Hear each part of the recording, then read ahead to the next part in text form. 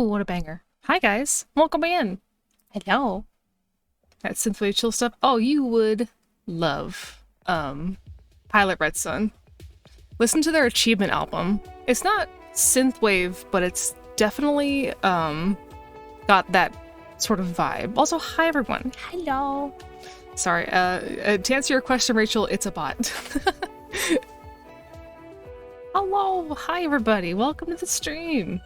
We'll have a look. Yeah, they're literally like one of my top favorite artists. They're so good.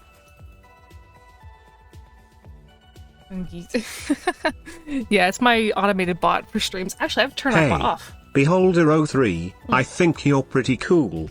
And I hope I've been hee-hooing enough for you today. I have to actually go turn off Nightbot's redeem command. Or actually change it. So let me do that really quick before I forget. What's up, Chat Cat? Oh, you know. He's just a little quirky today, teehee. Ow! Oh my god, to Master with the 25 community subs. What is with you? Ah! Wow! Oh my god, thank you for the 25 community subscribers. I cannot believe that. Thank you for your kindness. You just waltz in here, drop gifties, and leave. Which it's very kind of you, so thank you. Enjoy your subs, y'all, by the way. We got a couple of people. We got Deaded in there, we got Flash Drive, NB got hit, Jack got hit as well. Oh, nice. No, it's totally fine. Again, you're very sweet. People, oh yeah. It do. I was doing, oh yeah, Nightbot. I was trying to change Nightbot's thingy. Turn it off so we can talk freely without too much interruption. Mangle, enjoy your sub. Yeah, have a good one, Master. Take care. More for the road. Oh, okay, there we go. Nightbot should be more accurate. So I had it turned. Yo, gamer! Oh my god! 10 more subs. Thank you for the subs. Oh my god. Oh wow. Thank you so much, $target, for the 10 gifted subs. $target? What do you mean? This may be too many donuts for me. Who wants some?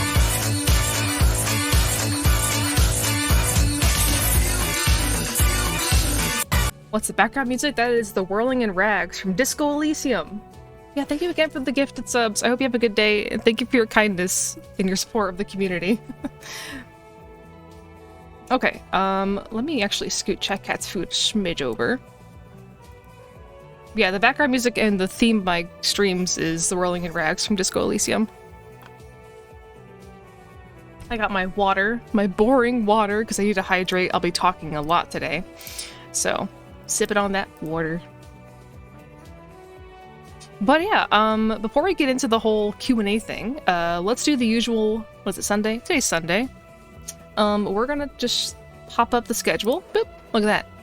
So, this week's schedule is as follows. Tonight is the Q&A stream, obviously, because we're here right now. And then tomorrow is more Elden Ring, and I'm really hyped for it because we're gonna go to Stormville Castle and go beat up Godric.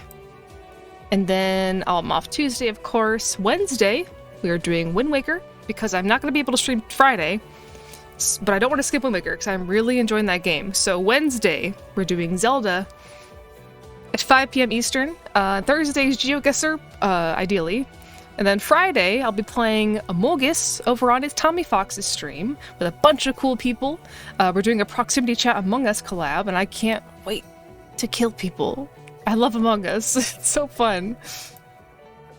And then Saturday, I'm also taking a day off because my brother is getting a little procedure done on Thursday. I don't know how he's going to be pain-wise. So just to be safe, despite his, what's the word I'm looking for?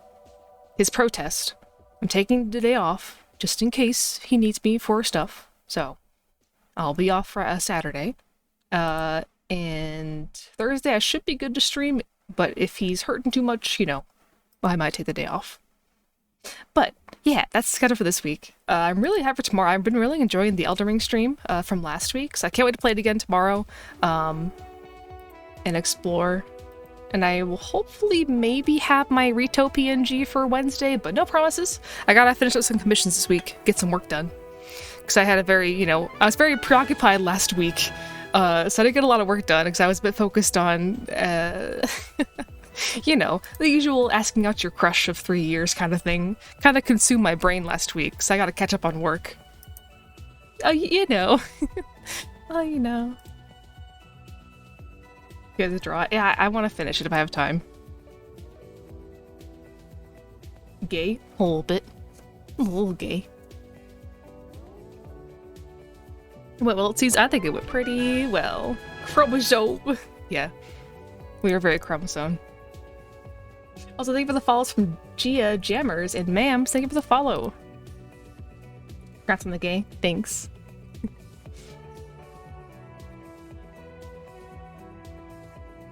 Okay, I think I've got everything in order on my end.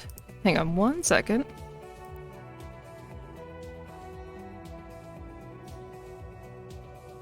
Okay, so we're gonna hang out here probably, but when I go to the, when I start talking about Twitch tools, we're gonna switch to the gaming scene like this.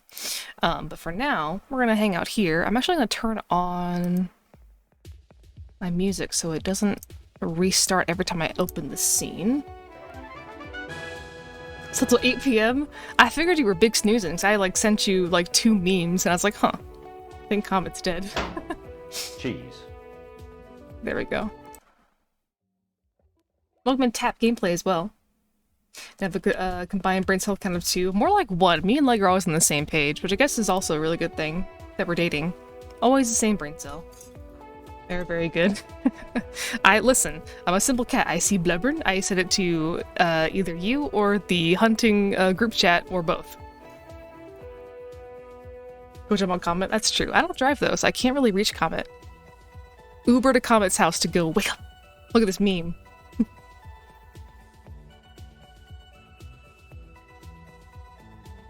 It's my turn on the brain cell type of deal. It's more like, oh, we're thinking the same thing kind of deal. But before I get distracted talking about Leg like I always do at this point, I'll show you the goods. Okay. Today, we are doing a sort of more laid back than my other ones. Well, I say that. We'll see how it goes. I get very passionate about this subject. But today we're doing a sort of Q&A type beat where we're going to talk about streaming. I'm going to share my experiences as a full-time streamer for almost 3 years. I've been full-time for 2 years. I've been streaming for 3 years come August 20-something, my 3-year anniversary. So I've been here for a while. And then I did open up a Google form, and we got to go through those questions and answer those. And you guys can use the Ask Me a Question channel point redeem to put questions in chat. And they have OBS bitrate stuff. Yeah, see, that's where I can't help is the technical stuff. I'm talking about actual streaming things and growth and metrics and analytics and numbers. When it comes to oh, what's the ideal bitrate and frames, blah blah blah, I don't know. I just looked it up and found what works best. You have a niche skill? Yeah, if someone asks a question about that, y'all can take care of it. That's not my job. Hi, Aqua, welcome in. Welcome at 4:30. I tried to use Pokemon Sleep last night, but it didn't work for me because I woke up at 9 to feed Stubbs and it stopped recording my sleep. So I'll have to try that again tonight. But I got a Squirtle. All the bitrates? Yeah, you want every single one. You're gonna eat all the bitrate on Twitch. Keep it for yourself. Okay. Let me see if I can pull up a few questions on the Google form. We can start there. Or people in chat can start rattling off questions, and we can do that as well. But for my last advice shoes, I had a PowerPoint kind of deal going, but I think this time a little more laid back and as it is. Non-partners have a bit limit of 5,000 KBS or KBPS, and partners have 7,000. A few up to 10K are now stronger service. I know when I got partner, I did up my stuff. I was streaming at 720p before I got partner, and then I got it, and now I'm at the crisp 1080 or whatever. It's a bit difficult when it comes to conciliating real life with streaming. Do you mean like how I manage IRL and streaming? Or like how I go about telling people I stream? I can answer both. Should I take notes? This is my entire job. So I work every day is what I'm really saying. This is why I have like a really strict schedule with my streams, because I like to have my days go a certain way. So ideally for me, when I'm waking up, I'm working on a TikTok, because I do have like a set time for when I want to post TikToks every day. I have to post it before 4 p.m. because anytime past 4 p.m. for me personally, I get really bad numbers. If it's earlier than noon, also bad numbers. And the sweet spot for me to post a TikTok is between 3 p.m. and 4 p.m. So I gotta wake up typically at noon or 1 because I'm a late night cat. And I edit TikToks, and the rest of the days like commissions, or I'm running errands IRL, or working on stream stuff. The important part of streaming, I mean, yeah, like it's not an easy job, that's for sure. Is it easier than like, I don't know, my old pharmacy job? Well, yes, obviously, of course. But I'm still working like every day, you know. It's a lot to deal with. It's hard to kind of give yourself that sort of relaxing and resting mode. Like tonight, I really want to play Zelda after stream, like really badly. My brain's like, no, you gotta work on stuff. But I got work done today. I worked really hard today, actually. I worked on a commission all day long. So I think I deserve Zelda time. My brain is like, no, you don't. But I'm gonna try anyway and play some Zelda because I've been craving it. But again, it's really hard to get into that mindset of like, oh, relax, do nothing. Like Tuesdays are my day off, right? It's my quote-unquote day off of stream. But I work really hard on Tuesdays. Like this Tuesday, I've got to go do a thing with my sister, and then I'm going to be working on missions. What?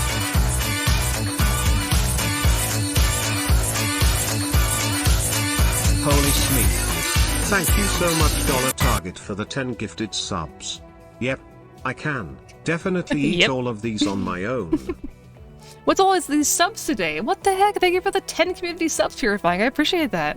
All right, let me make Chat Cat chunky really quick. He's got like, we've had like, what, 35 subs today at that point? 45? Something crazy. That's so much subs. Thank you guys for your kindness. There we go. I missed the question in chat. What are you doing? Enough! Panda! Thank you so much, Sad Pandisard, for the 5 or more gifted subs. What? Wow. 5 whole donuts just for me. Thank you for the 5 subs as well, Panda. What are you guys doing? This isn't a damn subathon. What are you doing to me? 45, I think. Well, it's 50 now. Thank you for all the subs, everyone. Thank you so much for your kindness. There are long tail for videos now? Oh, absolutely. Yeah. The thing with TikTok, I want to like kind of like talk about TikTok a bit later. I'm trying to keep that in mind. I have thoughts, TM, about TikTok posting and like how it works. It's kind of changed a bit for me personally. I had a sort of weird slump with TikTok itself as a website and algorithm, but I think I'm getting back onto it. It took a long time. I had to work really hard to get back on my feet on that site. But anyway, I was going to read a message in chat, a question in chat. Advice ways would you go for someone trying to get their name out there to get people in and form a community? I mean, the answer is always the one I give. Thank you for the biddies purifying. Listen. Unfortunately, networking is the way you gotta do it. And the way not to do it is to self-promo in chats or join discords and just use those self-promo channels that collect dust in every server. Like, my growth before, like, ChatCat's whole thing was because I networked and I made really good friends with the idea of being friends and, you know, sharing the space together and building communities. So, I don't know, if you want to be a streamer, you gotta be real social. You can't be shy. And you gotta be unafraid to get out there and talk to people and try to naturally get friends with other people in your space.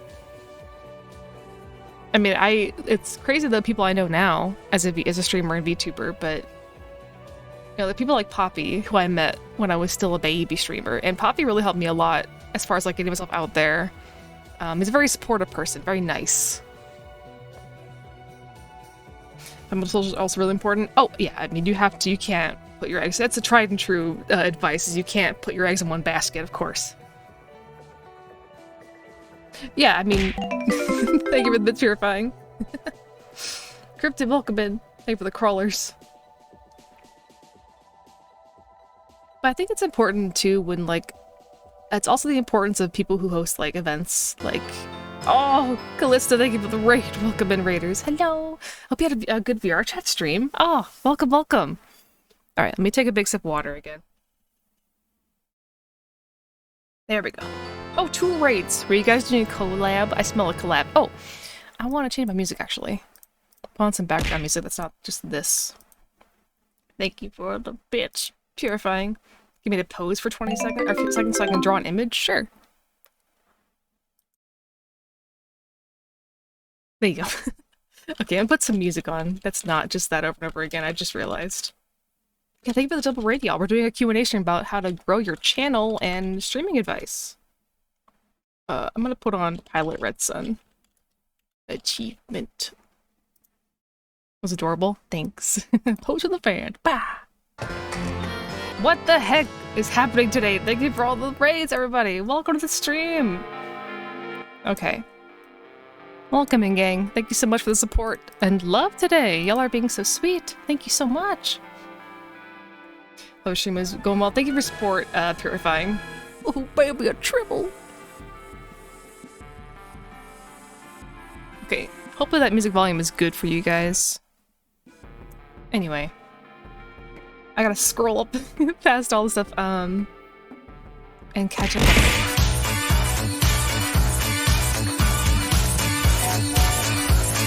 Holy sleep. Thank you so much, Target, for the 10 gifted subs. Yep, I can definitely eat all of these on my own. What are you guys doing? It's like a subathon in here. Stop it. Thank you for being so nice. Thank you for the, what was that, 5? Oh, my OBS. Thank you for the 5 subs, 10 subs, Pyro. Can have a level 6 hype train. You absolute maniacs. I'm trying to do an advice stream right now. You're just showering me in gifts. Thank you so much. Chat Cat's gonna be so fat. And welcome in 19. Thank you for the for the follow. Oh, y'all are so sweet. Thank you so much. Worm? Okay. I mean, it's level 6 hype train. I guess you guys deserve some worm, don't you? We'll get to the advice when we're done with the hype train. First, we warm it up. William.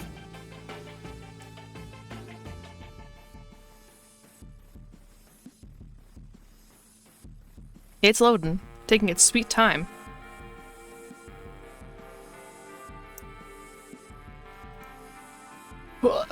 It's just you and Chat Cat now, and the train. Wait. Good morning, Scarlet. Chat Cat looking, rough. Yeah, he's been through it today.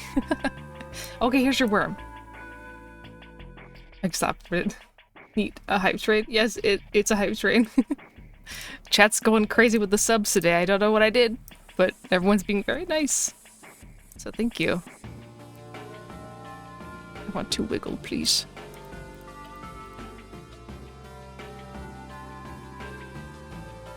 Okay, whatever.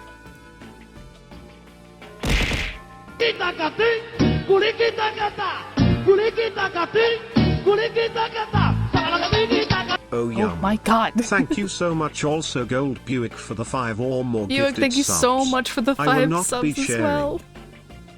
Have I asked myself if they loved me if I was a worm today? Oh, Leg, would you still love me if I was a worm?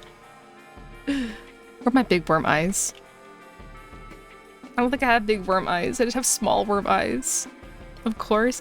Yay! They said yes. Oh, check, I got muted. Confirmed. Oh, thank you for the pedicure. Thank you! Thank you, Purify Life, for the 2 more subs. Thank you. Thank you, thank you. You can post art in our art channel on the server if you'd like to. It's up to you. Confirm, more like conwormed. Boo. -2. Okay, Cheese. I post that. Yeah, we have a whole channel for all kinds of creative stuff on my server. Take care, Purify. Thank you for your kindness. Here's the Discord link for you. I commonly,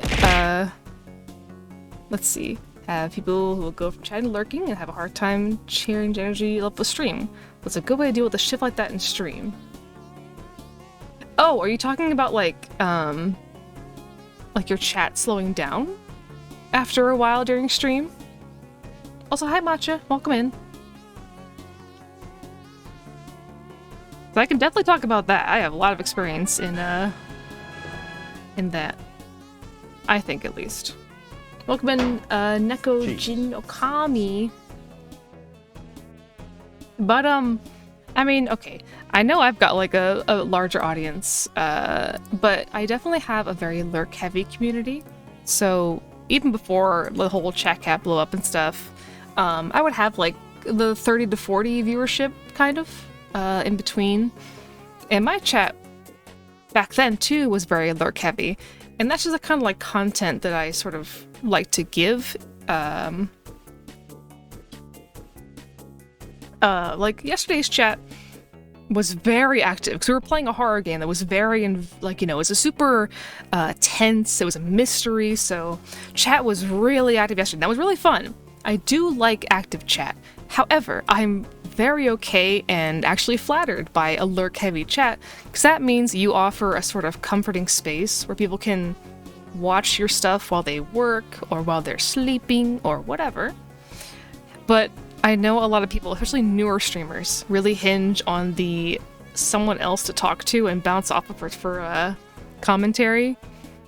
And the way I kind of got better at that is, 1, watching other lurk-heavy streamers, and 2, kind of watching more like YouTube Let's Players, I guess, if that makes sense.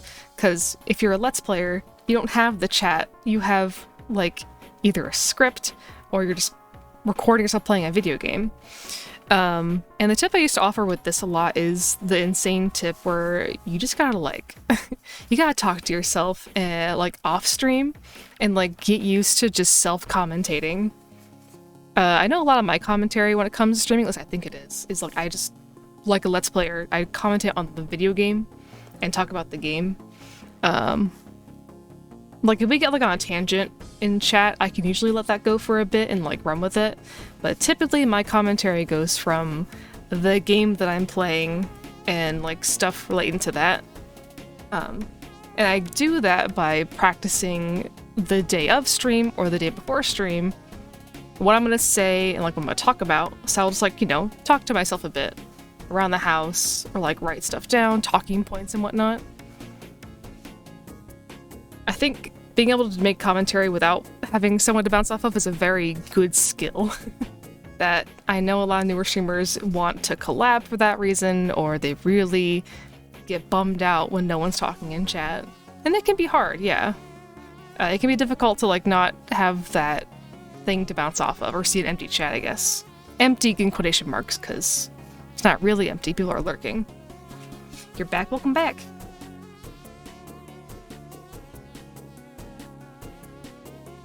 Oh yeah, I know that the Advanced G link is broken. I'll fix that in a second. I gotta grab my link somewhere.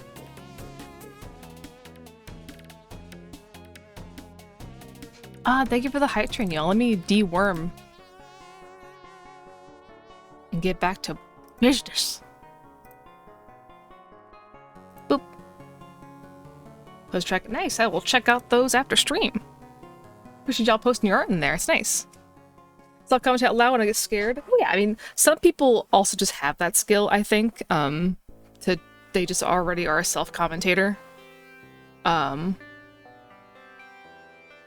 Like, I got told a lot growing up by, like, friends. They're like, oh, you should be a Let's Player. You're really good at this.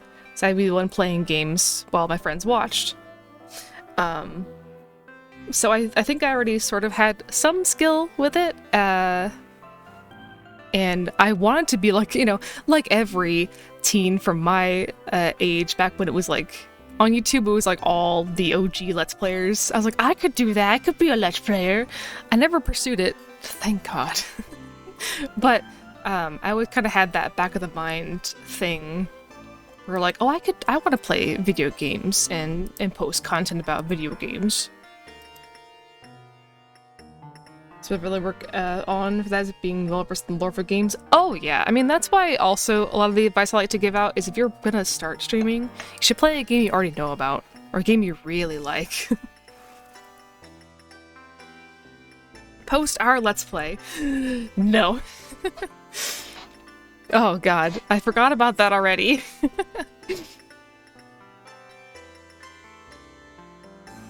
But I didn't follow that rule. I played Hollow Knight for my first stream of a game. I didn't know anything about Hollow Knight. Yeah, my game was Hollow Knight. I did not know anything about that game. But then I began playing like... excuse me, got a kind of cough going on. I played like Yume Nikki, which is like one of my all-time favorite games.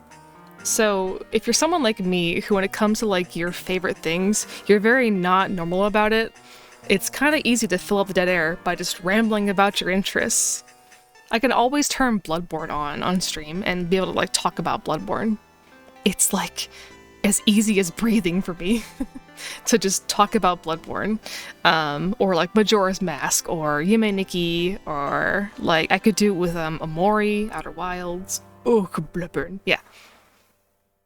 So if you already have a game that you're kind of mentally ill about, or a lot mentally ill about, you should stream that for a bit. There's definitely the draw of, oh, first time playing. People love first playthroughs, right? But growing a community audience first is way better.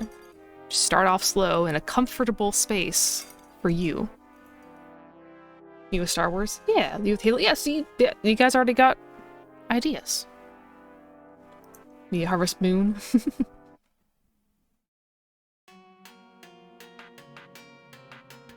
More about Zelda. Ooh. I do enjoy some good Zelda lore.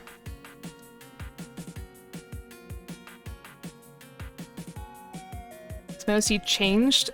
Nope. It actually has not changed. I had this OC before I began streaming, or even thought about streaming. The design has changed, but that's not during my streaming career. It changed like every persona pretty much does. It just shifted throughout the years. So I used to be a lion, actually. I was a lion with a little mane on my cheeks. My fluffy neck floof. But then I got really into warrior cats. And then I began to sort of shift the character into a more cat and less big cat. And I just sort of kind of altered her design a little bit more to the coffee vibe that I was initially going for. But no, this design you're seeing right now has changed not at all since streaming. The only thing I've changed is like I got my human form designed by my partner, and then I got my new anthro form is being worked on. So, more like I'm just adding to it than changing it, I guess. My inner Balto girl. I was a Balto girl, okay? I was on a niche website for Balto fans back in, like, the early internet days. Partner. Partner. Yeehaw.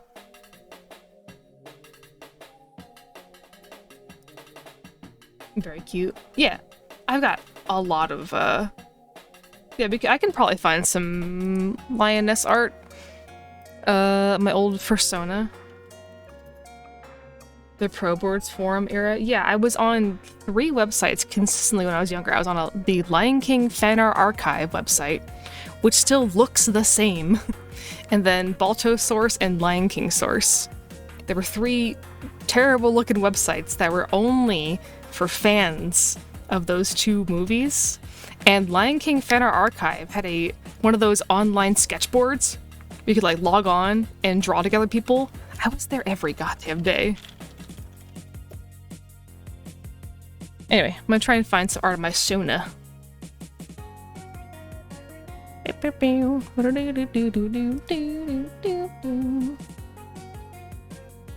Such a light. Yeah.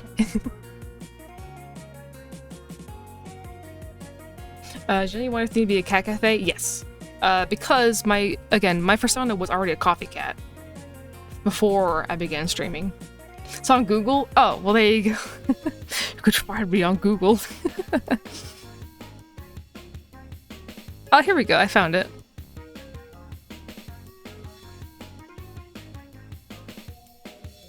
I'm gonna pop it up on the screen in just a moment. Give me 1 sec to grab it. I'll grab my reference sheet too. Skirt. Well, this is the wrong thing. That's the Google form. We're getting sidetracked, but you know what? This is a chat and stream. I can do whatever I want. I can be helpful and also just ramble about stuff with y'all, can't I? Anyway. Lord. This is the OG design. As you can see, it has changed a bit. But the latte hearts have always been there. And the colors too have always been there as well. Adorable. Wait till you see this picture. Wait. It gets better. Look at me. Look how goddamn cute I am. My coffee.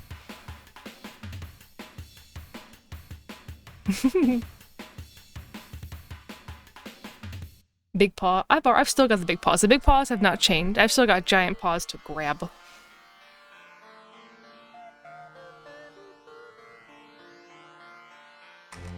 You're so cute. Thanks.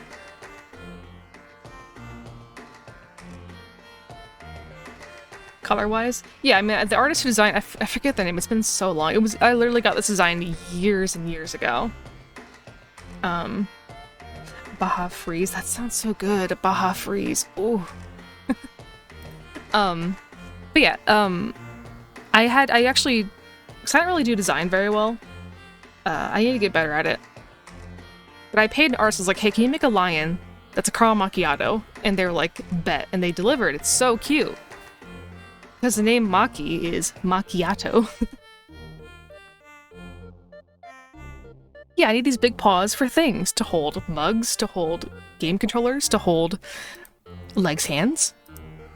Many hands. Important things.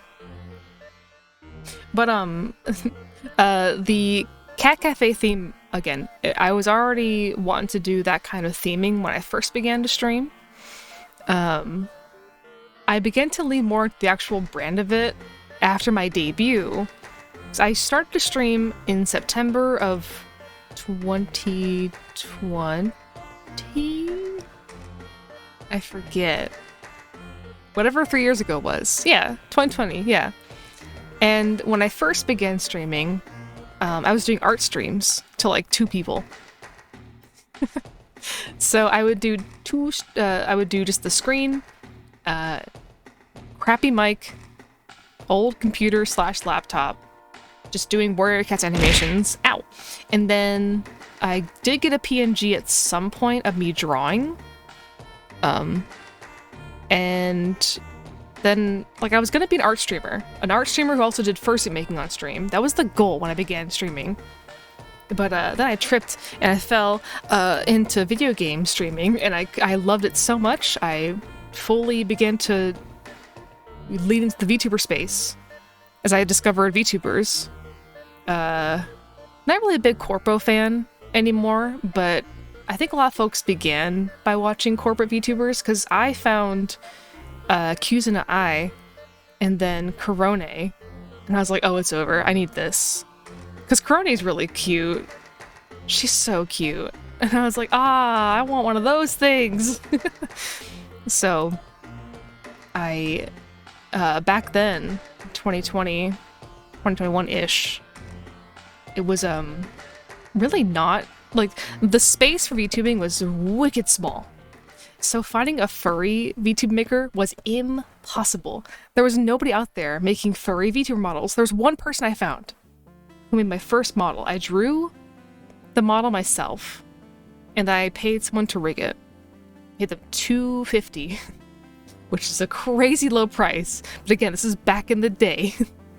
And I used that model for a very long time until I began learning how to actually rig myself. Yeah, Corona is a gateway drug VTuber. She's like, I don't know, she still, I think now, is a really good streamer. She's very talented. But, the resources back then, nothing compared to how it is now, where you can find tutorials for anything, and artists can do all kinds of models now.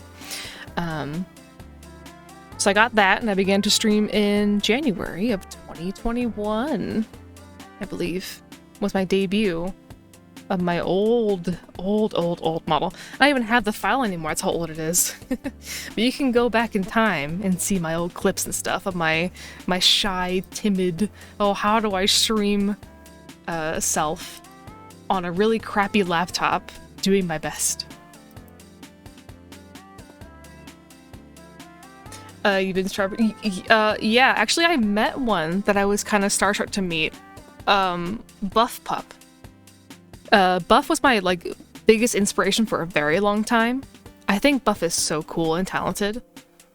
And then, like, oh, like at a con? Oh, that'd be different, absolutely. But, we had a collab together, a Whiskey Dingo collab. And they were there with Shia, and I was like, oh my god, hi, and they were so nice. But like, literally, when I was a baby streamer, I was watching Buff Pup. Because again, they were very different too. They were, back then they were like still just like full-on dog VTuber. So I was like, oh, fellow furry VTuber, that's pretty cool. So I was watching them consistently. At a convention, I think I'd be jazzed to meet like anybody, pretty much, any of my friends. The old Hollow Knight streams. I know, my 2 frames per second Hollow Knight streams. But I can't think of anybody else I would like really lose it to meet at this point. So I definitely, in a weird way, I kind of already know a lot of folks that I'm like super kind of shocked that I know personally, or even mutually. Yeah. I think I kept my cool. I think I'm gonna keep my cool, but it was very exciting.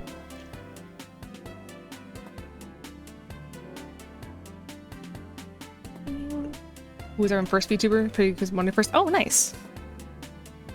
PNG tubing. I think okay. Honestly, like I like having these models, but having a PNG, it's really nice to do it sometimes. Because, like, when I use my models, I'm moving around a lot. I'm, like, expressing myself IRL to make the model move and, you know, be sort of emotive. But, damn. PNG, you just sit there and talk? Ugh, that's so nice. It's so comfy. When I did that Bloodborne stream, where I read the Bloodborne lore, and I had that PNG, I was, like, just sitting back, reading the book to chat. And it was nice.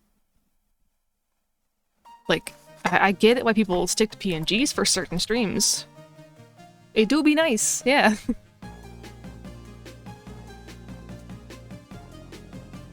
Like, as silly as it sounds, like, VTubing is kind of exhausting, like, physically. If you do it for quite a few hours and you're, like, as, like, active and expressive as I am. So I'm bouncing around, you know, swaying around and stuff.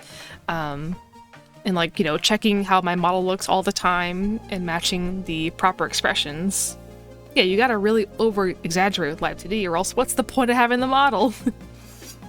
It's like yours, I know, like, has such cool PNGs. Well, I mean, I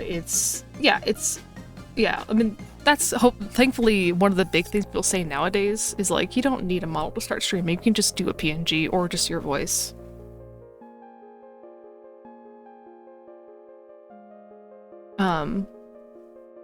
Because I had a PNG for a bit too. I like having the models a lot. But again, when I got my first model, I went like the very cheap route. I drew it myself and I paid the rigger person $250 and I was like, here you go.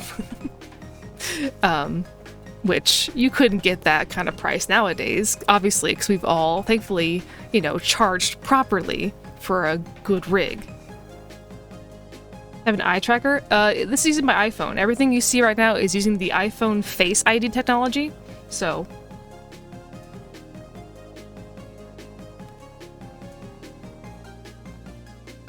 Yeah, it's all iPhone is tracking everything. My eyes, my mouth, all the movement you see. Yeah, it's puppetry. Yeah, you're literally controlling a puppet for stream. Because, you know, face streamers, like face cam people, can just naturally be themselves because, you know, human beings are just like that. So they can show their expressions and move their hands around and people can see that. But with models, you've got to figure out how to do that with what you got. Which is why during like story games and horror games, I use my 3D model with the AR kit tracking because that shows like all the emotion ranges. Did do a model is for who I am? Yeah, absolutely. I personally could never really do face cam streaming. It's just not my thing. I don't like being on camera. Too self-conscious for that kind of deal. So for me, having the model instead, I'm way more confident and comfortable just being here, doing this. Have I been on cam before? Yes. Will I do it again? Probably yes, also. I don't hide my face anywhere. I'm not ashamed to like hide, oh, don't look at me. You can find my photos anywhere. I used to cosplay for a long time, so if you just look me up or like look on my Twitter for a long time, you can find my face. But I just feel more comfy this way, which I guess also is helped by the fact that I did cosplay a lot and use, I fursuited a lot too, and those brought me a lot of confidence as well. Couple stream on cam win. Ugh, that'd be cute. You get from being faceless kind of nice. Yeah, it's nice. Some people go full on with that too, which is like, you know, everyone's different. They got their reasons. I'm not trying to hide anything. Like, again, you can find, if you want to know, oh, what's Jackie look like IRL? Just look it up. You can find out. But some people, they keep everything separate. Their, you know, face, their, you know, what state they live, what country, all that is private, and that's totally fine. But I just could be bothered. Thank you, Para.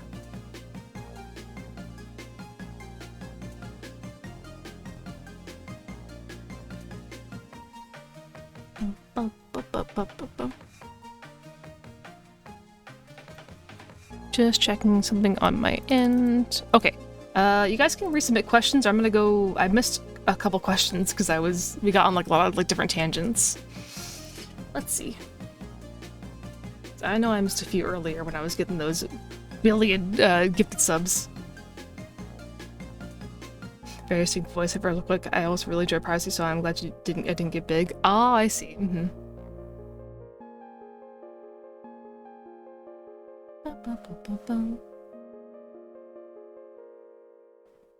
I already answered that one too.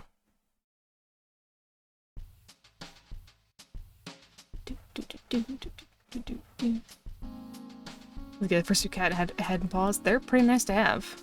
Okay, let me go to the Google form and see if I can read some stuff from there now.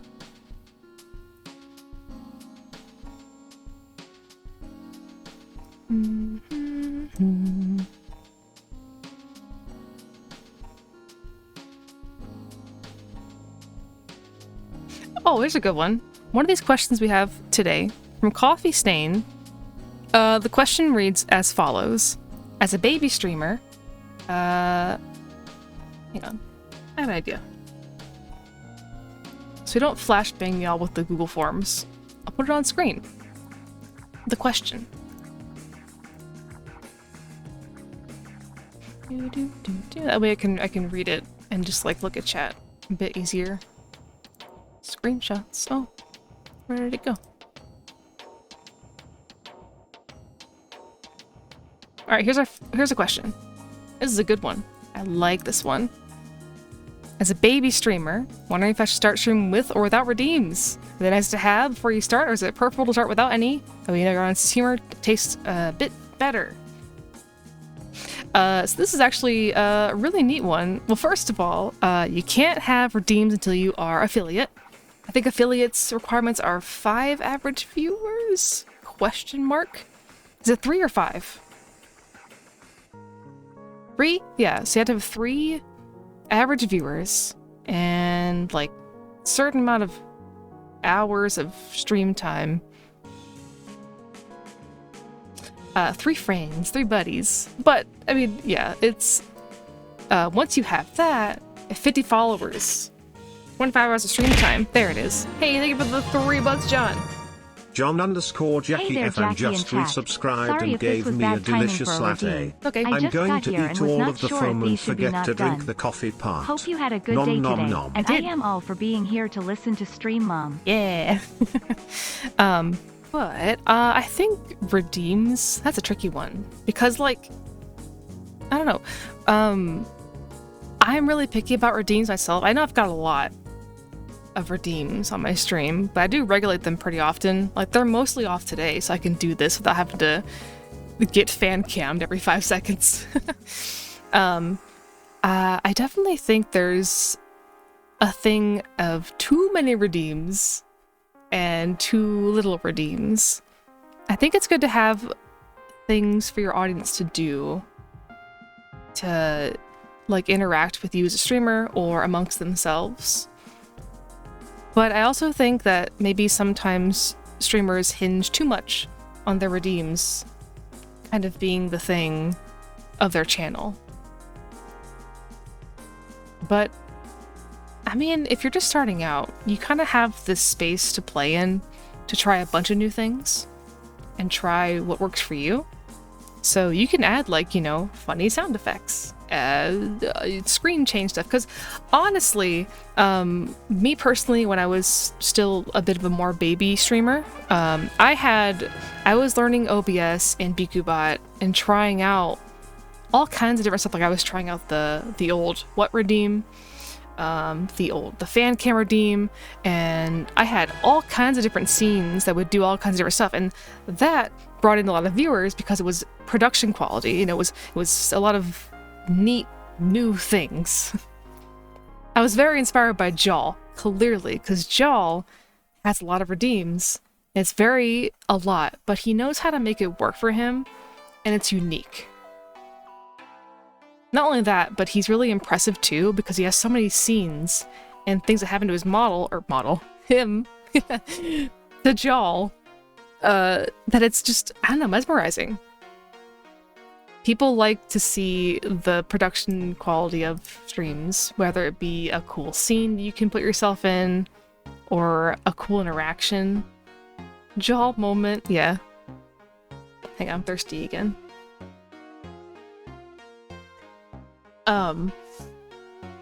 But I had a train of thought, but I lost it. No, it was a good one too. What was I thinking of? Oh, but yeah, I met Jaw through the Wrecking Crew. And I remember the first thing I thought of when I saw his stream was like, you can do that in OBS? You can do that in this program? So he opened my eyes to like how you can do so much in this OBS thing that we all use as streamers. It's kind of crazy. And he really takes that and makes it into like an art. It's awesome. And again, when I was still a smaller streamer trying to get my name out there, the way I tried to do it, besides having like the gimmicks of the Garfield gimmick and posting funny clips, was trying to make new, unique things. Points at Chat Cat.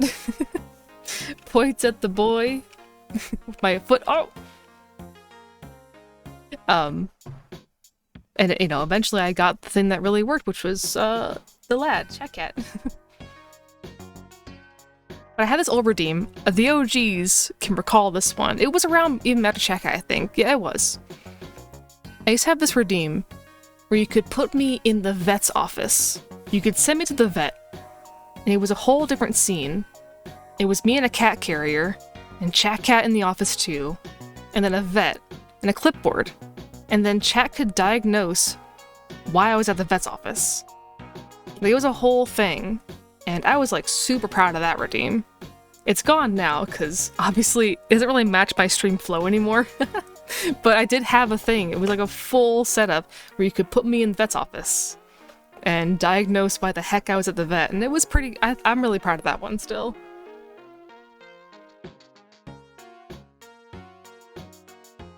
Let's see, I messed this up in chat. Recommend 1 to 2 non-destructive redeems. Yeah, I think it's good to have a mixture of non-disruptive redeems, like I have. You can still order coffee. Oh, Chai, welcome in. Hello. Oh, I'm being grabbed. Ah, wait. Wait.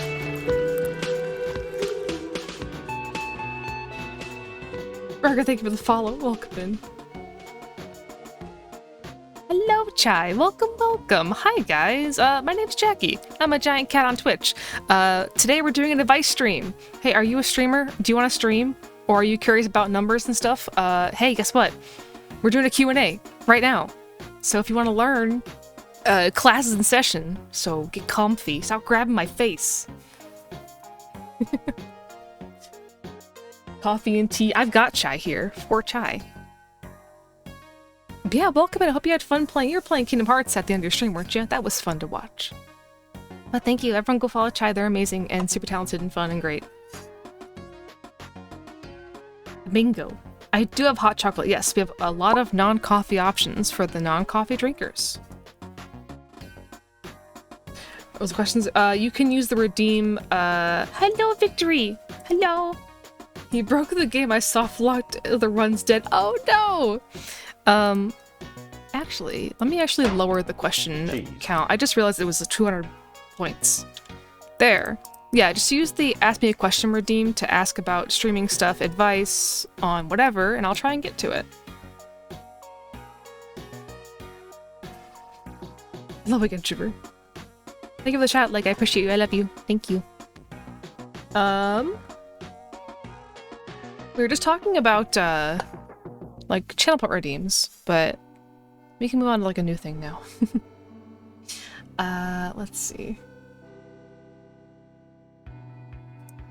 But, yeah, oh, no, we were talking about the non-disruptive redeems versus the, like, disruptive ones. Okay, so that's a good thing to be brought up from Moss. So days like this, where I'm doing, like, a big talking stream, or, like, I'm playing a horror game, or, like, a more story-heavy game, I turn off all the loud or scene change redeems in favor of the immersion. But I still give you guys the pet redeem. You can still boop my snoot. You can order coffee. You can lurk. There's still things for chat to do that won't hinder my gameplay or experience. So it's good to have that balance between, like, the loud, funny, disruption What's it redeems. called when all the treats are gone? And Chat Cat. A catastrophe. And Chat Cat is also disruptive. Ms. Welcome in.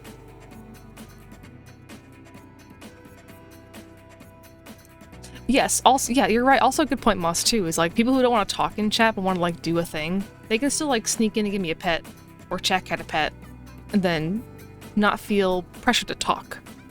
Which I think is also very important. As a person who also lurks in streams, me, I did that. I appreciate it. Ooh, I missed something in chat earlier. Let's see the thread.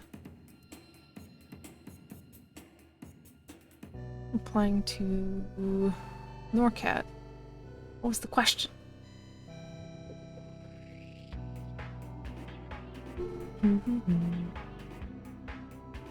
How did the Garfield medal come about? As a joke that went too, I guess not too far, but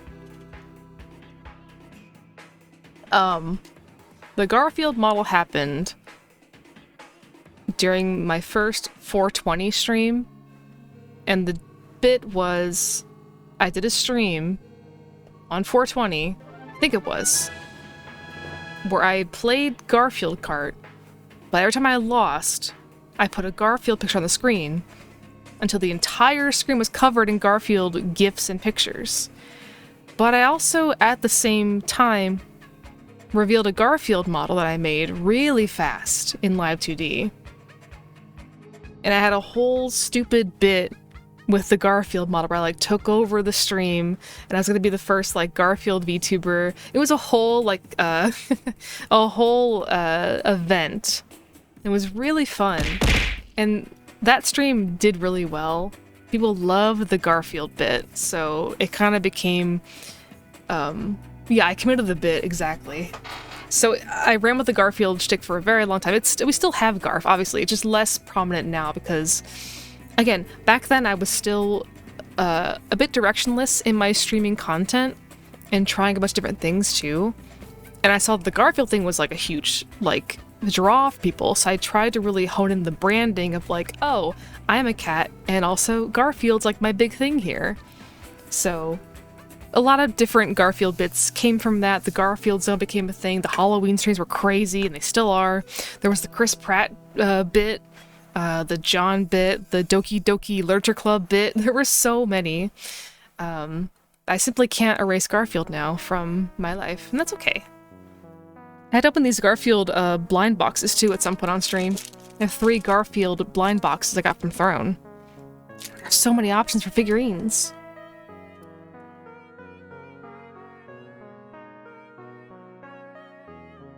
Big person. Yeah, I mean, that's why I dropped the Garfield Zone. I got really burnt out on it. The Garfield Zone I got really tired of, and I just kind of pushed it away for how I enjoy doing content now, where I like Garfield, the Garfield Zone, and the Garfield horror thing to kind of be very special for occasions, aka Halloween, pretty much.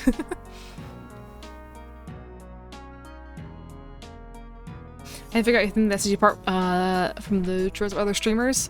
That's the hardest thing about it, is how do you set yourself apart from other streamers? And what do you bring uniquely to the table? That's a really hard thing to figure out. And what I did with that was, I mentioned earlier, I tried a lot of things. I tried a lot of stuff. You know, I began as an art streamer for a bit, and then I began doing video games. And when I began to stream, I kind of had that mindset of, I only saw like corpo VTubers and really high energy VTubers as well.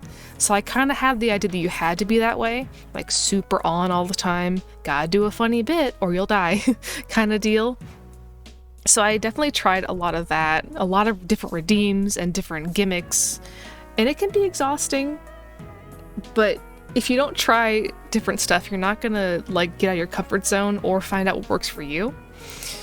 My like thing that got me into where I am now is I've tried to pinpoint my favorite streamers or like content creators and find what I liked about them. So my 2 favorite streamers, okay, well, bias aside of dating a streamer who also is my favorite, Leg, my 2 other favorite streamers are Germa and Holly Holotones. I like Germa's more calmer streams. I like how Germa talks to his chat. All the like crazy bits he does beside, like the more laid back Germa streams, I like those. I like the way he does like conversations. And he just, I don't know. I like those things about Germa. So I try to like get inspired by his more calmer, laid-back streams and learn from him there. And Holly is everything I want to be in a streamer. She plays the same games I want to play all the time, which are like more like story-driven games. And the way she talks to her chat and like has a community is really nice too. So I try to like take notes from those. Thank you for the gift of the Germa Bear again. Thank you. But yeah, I mean, inspiration is... Jackat? Jackat, you good?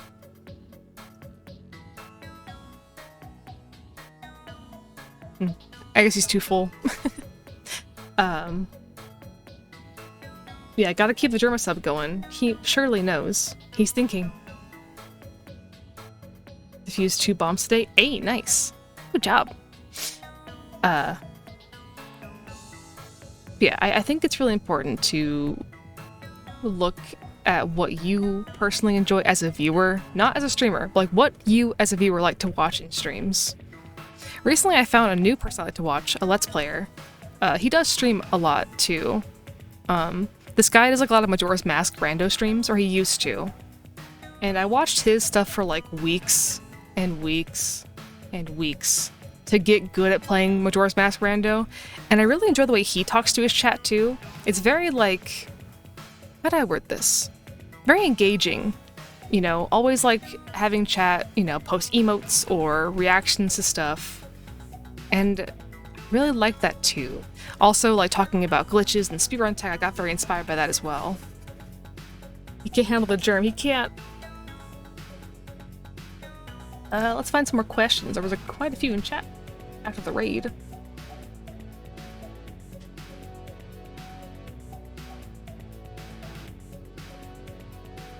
Yeah, that's what I was saying What did the mom earlier. cat say about her intuition? Rude dog. I just had a strong feline. Haha, so funny. Anyway. Yeah, I was talking about the earlier Moss, how, like, how to talk to, like, the audience of few, zero, or lurkers is treated like a Let's Play. Just treat it like you're doing a Let's Play video. You have to get, it's a learned skill to get good at commentating. You have to get good at it, and you only get good by doing it every day and just trying. Whiskey, oh my god. Like, yeah, Whiskey Dingo, are you kidding me? He is so talented. That dude is a powerhouse of content creation. Not only are his streams so high quality, or his game shows also are just so well organized. Like, all the behind the scenes he does, I've been there. It's awesome. And he knows how to run a chat.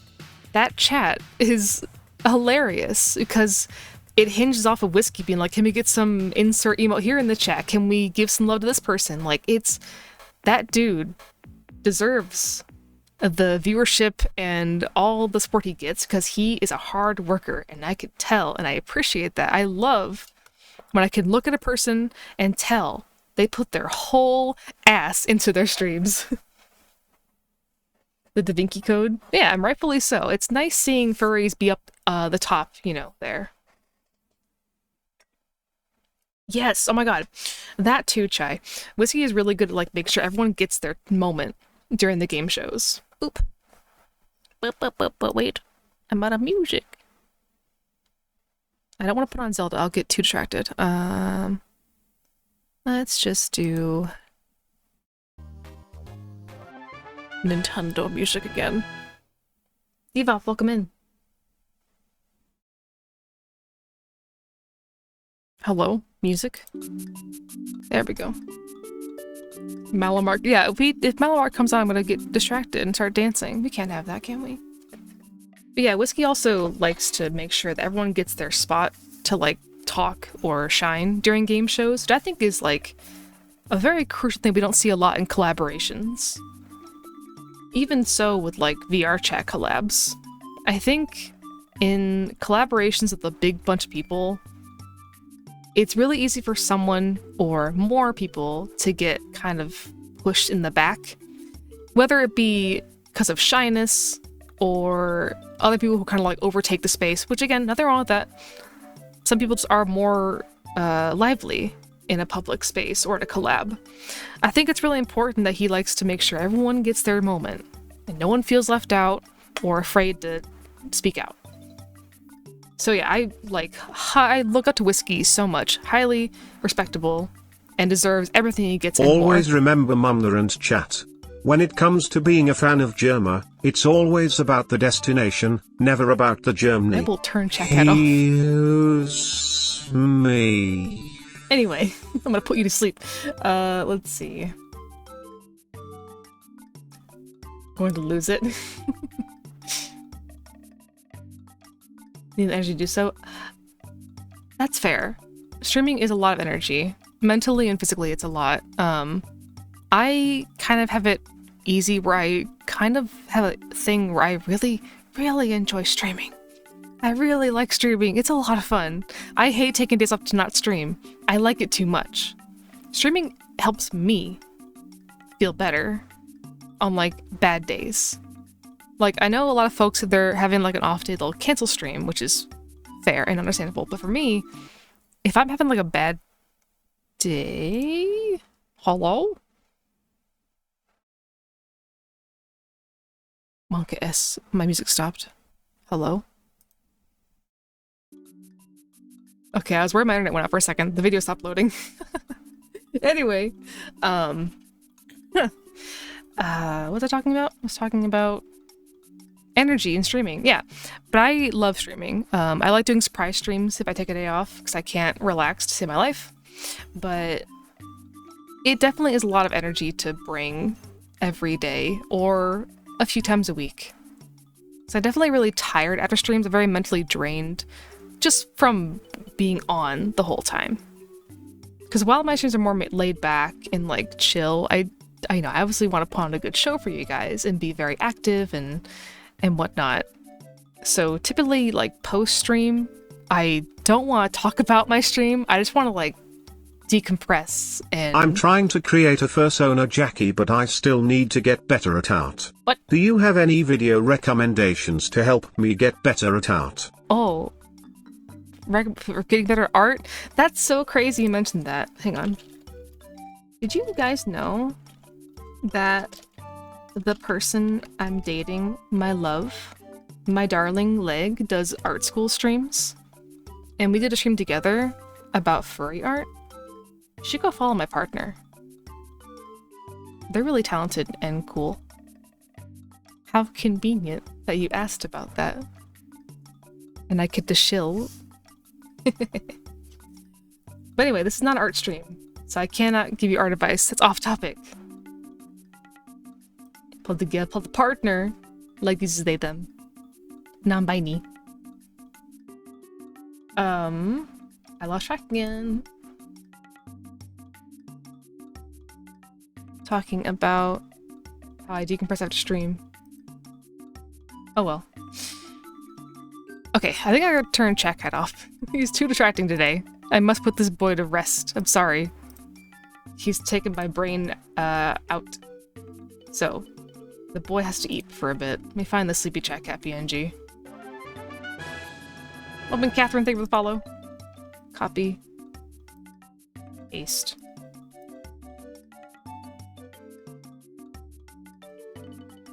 You're so cute. Thank you. Why is he like lit up like that? Stop it. Now it's nap time for Chat Cat. I need to be able to talk. Okay. There. He'll still talk to you in his sleep when you gift out subs, because I don't want to turn that off. But no more puns or unrelated questions through Chat Cat. I gotta keep on my tangents, and okay, we're good now. I think. Right. Someone earlier in chat asked about which is better between 2D and 3D models, which is a very interesting question because they both have their benefits. They really do. 3D models, I think you have more movement typically. Oh yeah, first of all, number one thing, both good. Literally both are so good. I love both my 3D models and my 2D models, but they both have different perks. 3D models, you have more movement, you can move your hands around. I mean, you can have hands with 2D, but it's way more complex and I'm not really too into it, I guess, myself. Too much work. You can do the AR kit tracking, which is like the most accurate face you can get without showing your actual face. 2D models, though, we have the benefit of it's easier to get a 2D model than a 3D model. A bigger market, I think, at least. You can get a different art style. You can, you know, really push the style in that space. I feel like Shiver J, who does like amazing stylized models. Shiver's cool like that. Shiver's like the talented 3D artist amongst all the still talented, like, you know, anime girl 3D artists that I see all the time. But they both have their benefits. I think it's just whatever you want to go with. I like both. That's why I can't just have one model for stream. I gotta have a bunch. I have to have my mixture. It's like having a different outfit on. I think each model I wear, I get a bit of like a different mental kick to do stuff. Pax, hello! Hi, Pax! Like, if I put on, like, the Gremlin model, not Gremlin, the Sparkle Cats model, I get very, like, gremlin-y in my head. I'm like, yeah, I want to be a little gremlin and talk like this. It's weird. The dopamine, yeah, the dopamine of a different model. It's like, it really is like putting on a different outfit, different feel. We're a new model, or you have more in the works. Currently, I am not working on anything new. However, from the subathon, I do owe you guys a new model that I'm going to work on stream, which means yes, Jackie art stream real and soon. I also want to get my anthroform into a model as well. I also owe you guys, you unlocked the 3D human form model, so eventually I'll be getting a 3D human form. So 3 new models are coming up soon, but right now I'm working on nothing. I know, art stream real soon. Very soon. I want to do this like ASAP pretty much. I've got the brain rot for a new model. And I think it'd be fun to like try out art on stream with you guys and see how it goes. And I can show you my rigging process as well. So that'll be fun. I just gotta like figure out a nice comfy art setup that I can do while streaming, because when I do art, I'm like laid back in my chair with like my tablet in my lap, just, you know, super cozy, which isn't like ideal for a stream. Shrimpin', ooh, baby, baby. 3D human model for VR chat, yeah. Absorb rigging knowledge. I love talking about rigging knowledge. I love to just like screen share my rigging and my art. I think it's fun. I enjoy like doing art streams like in Discord to friends and stuff. It's fun. I like to draw. Drawing is nice. Rigging is hard. It is. And like the thing about like rigging models is like there's new things coming out like every day, it seems, with like Live 2D. Like a new discovery of a thing you can do, or like a new feature. It's like an ever-evolving thing, which is nice, but it's a bit of like a pressure.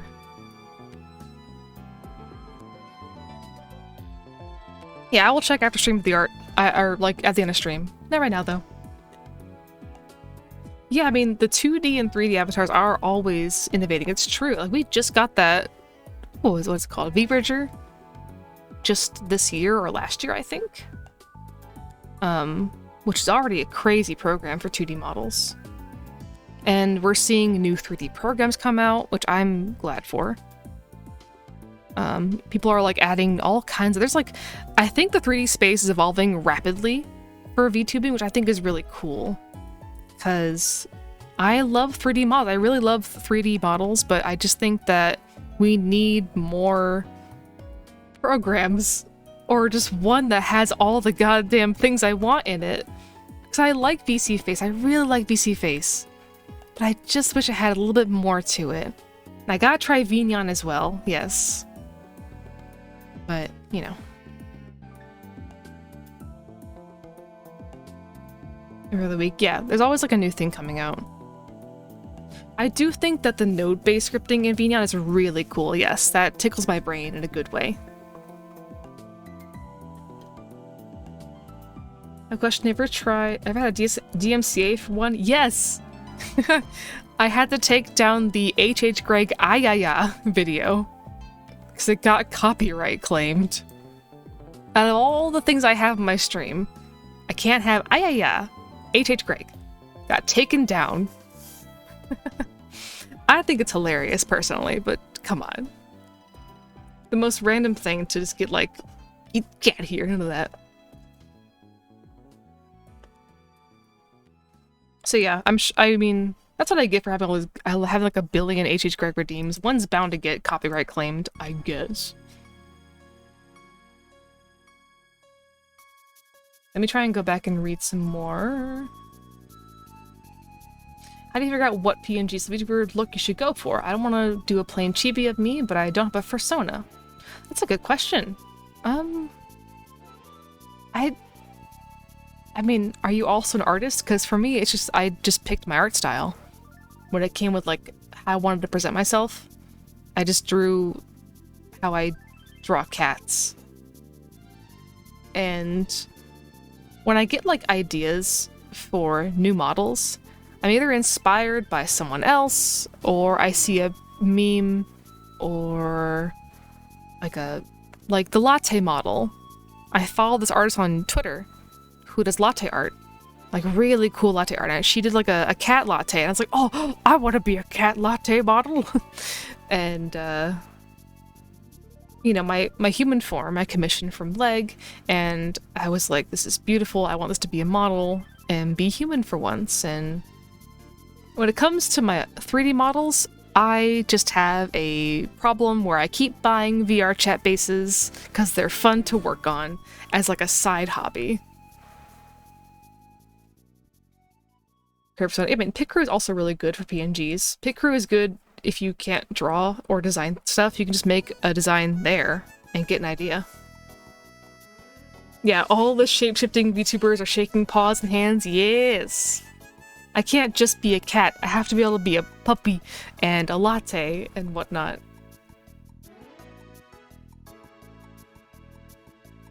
Also that moss, yes. Some Piccaroos don't want you to use their art outside of the Piccaroo itself. Make sure you read the TOS. Respect your artists. Hi Stray, welcome in.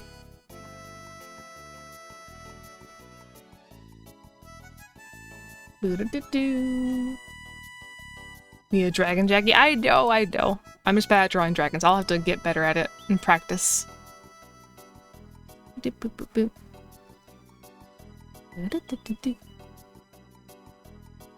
Dragon together, yes. I know Boof got her design by doing a Piccaroo. Which, like, her design's really simple, but it's really cute. So, it worked really well for her. Dogman Husky, hello. You're looking, ooh, have a good dinner.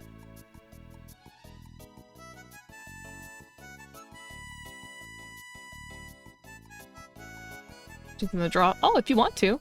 Love to see it. We had a question earlier from Scribbler, which is a really good question. The question asks, any advice for someone trying to push past the sticky point of viewers? Posting a lot elsewhere, and that feels good. Haven't seen much in effect. This time I'm just curious. A skinny dragon, you a skinny noodle. Oh, thank you, Pex. Have a good dinner, you guys. That's a good one. We definitely see that with people where they hit, I guess, a sort of plateau of viewership, where they hit like a certain number of viewers, and it kind of stagnates there for a bit. If that makes sense. Like, I was cooling in the 30s and 40s for a long time. I could not seem to climb past that number for a while. And it was really hard. You know, it does suck when you get, like, kind of stuck in that certain place of numbers.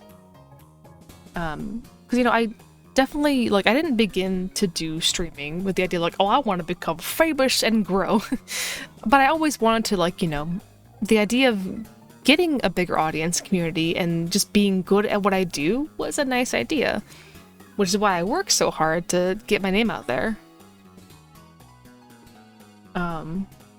And I mean, I guess we could take a quick look at Twitch stuff for a second and talk about numbers in that sense, because I love numbers.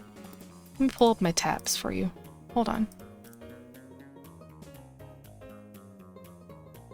Did you guys know there's a really cool tab on Twitch for discovery stuff? It's like the best thing. Hang on. Make it small for you guys to look at. So, look at this cool little dude here. This is my discovery tab, which shows where I'm getting all my views from outside Twitch. Look at this one.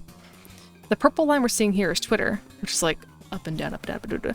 Because I actually don't post my Twitter videos very often. I kind of do them every other,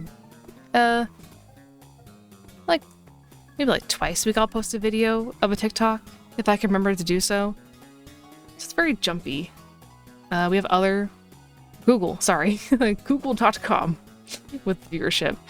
But we can see here that Twitter is really good for me because I wasn't really using it as like an ad for a while in the proper way until I began to post my TikToks on there, and they got really popular on Twitter. And now I need to get better at it. But as unfortunately Twitter is a sinking ship, I know. But you know, besides all that, it's been really good for me to bring people in from not TikTok and not just YouTube Shorts. Yeah, we can see here all the viewers for a hex marks spot. Yeah.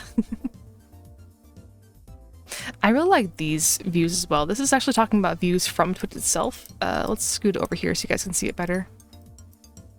But we're seeing where I'm getting my viewership from every stream. And this is a range from past 2 days, or sorry, 30 days, right? Yeah, last month. So almost half of my viewers are my followers, which is great. A good chunk from other pages from raids, I assume. But I really enjoyed the homepage recommendation too, to show like how often you show up on like other folks' Twitch page. So I used the speedrun category. Well, yeah, speedrun and challenges for my Majora's Mask streams, which gained a few viewers. Zelda has been popping off, as you can see. The 3 goodies of my stream, Zelda, Geo, and Bloodborne, brought in some impressions and views, which is really cool. This too, very important, the tag feature. You can see the giant jump between furry and VTuber. I used to like not use the furry tag, I just kind of like forgot to add it. But it made a big difference, I think, clearly in the impressions I get. It's something. I think it's really important to utilize the tags. The Legend of Bloodborne GeoGuessr, yep. You can see down here the views from other channels through like raids and stuff. We've got Whiskey on top because he keeps hecking raiding me all the time. And then My Love also here, makes sense. And then Papa Mutt also gave me a raid, and Min. So recent raids are where we get your other views from too.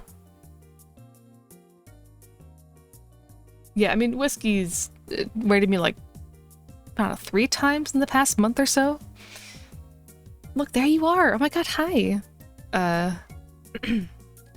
And this also is the going live notification thing, which, in my opinion, I think it's important to not only have a custom going live message, but maybe change it up if you can every now and then.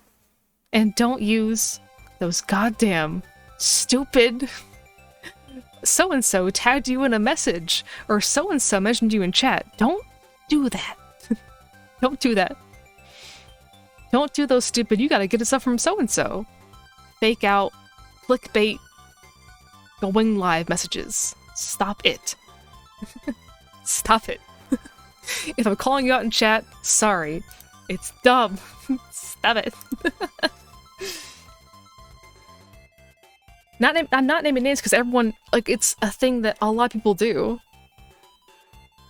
Like, just be creative. You don't have to be like, oh, you gotta get it up from... It's like, no, you didn't. I use the thing because I'm a cat. I think it's funny, but I do every day. I change it to like what we're doing. So today you guys got the streaming Q&A time going live. We're gonna go to the engagement section as well. I think that's really cool. Yeah, I think exactly, Ryder. Earn the viewer instead of like trying to trick them into clicking on your like clickbait. I don't know, like, it's just, this isn't YouTube, man.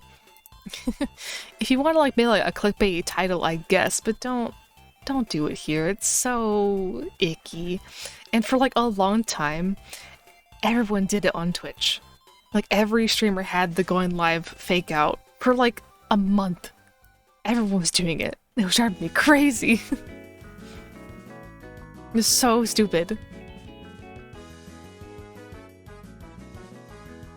Gone wrong. I just think, okay, when it comes to like making your stream title, I'm a very like, I like to have things very informative on my streams. So I'll have my title usually be like a light joke, and then it'll say the game we're playing, and I either have it like part 2, part 1, or I'll have it like first playthrough. So ideally, if people can read, they should be able to see my title and know exactly what to expect on my stream that day. I like to have things like that because that's how my brain works best, and I like to inform people. So I also like, again, I don't really like to talk in chats too much, but if I click on a stream and I could like look at your title and see what you're doing, I like that. I'll probably keep watching actually if you keep doing that. Ow, kitten! Thank you, Kitten, Wow, just for the 10 whole continuous months. support and the tasty Bamboozling. fruit tart. Thank you for the 10 months, Nom. kitten. I appreciate it. Thank you. Thank you for the sub. But yeah, just a small, I don't know, it's not a tip, more just like my preference. I just like having informative titles for the viewers, because I like to know when I click onto a chat or a stream what's going on. And having like your commands also on your title also is really good too. I have Advanced UG and ChatCat on mine. Let's go to this tab though. Open very quick for the follow. Engagement. This is a really cool tab. I like it a lot. It's the last 30 days of engagement on my streams, which I think are pretty cool. So it shows like your average viewership, your followers, unique chatters, minutes watched, and unique viewership. This is through June 24th to July 23rd. Yeah. But most importantly, I like it, the down here part is what I like to look at. This one is actually really cool. We've got an even placement of the shared viewership channel. Use this for good, not evil. Use this just to inform, like, maybe what your audience likes. We have got all furries. That's the answer. Whiskey, Dingo, Duper, Leroy, Ash, and Chai are who I seem to share in the last month or so viewership with. Which makes sense for Whiskey. I do a lot of their collabs, and again, they keep rating me. Duper I've known for, oh my god, a very long time on stream. Leroy also is a good bean. I love Ash. They're amazing too. And then Chai, of course, just a very good bean. For fun, there's the emote performance thing. I just think it's fun to look at. Let's do total usage.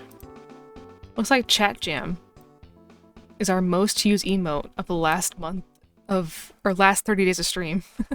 Chat Jam, dancing, and Fool in 4th place, the new Fool emote. I love it. Chat Jam sweep. Oh, comment, yeah, oh, wouldn't that be crazy to say that? To not use this tab for evil and for personal gain. That'd be cool to do that. Icky. This one, I don't know how I feel about the category thing personally, because I don't do any of these. I rarely do just chatting. I don't do art. I don't do VR chat yet. I don't do Minecraft. And I've done like a few events. Then we got other at 64%. Thanks.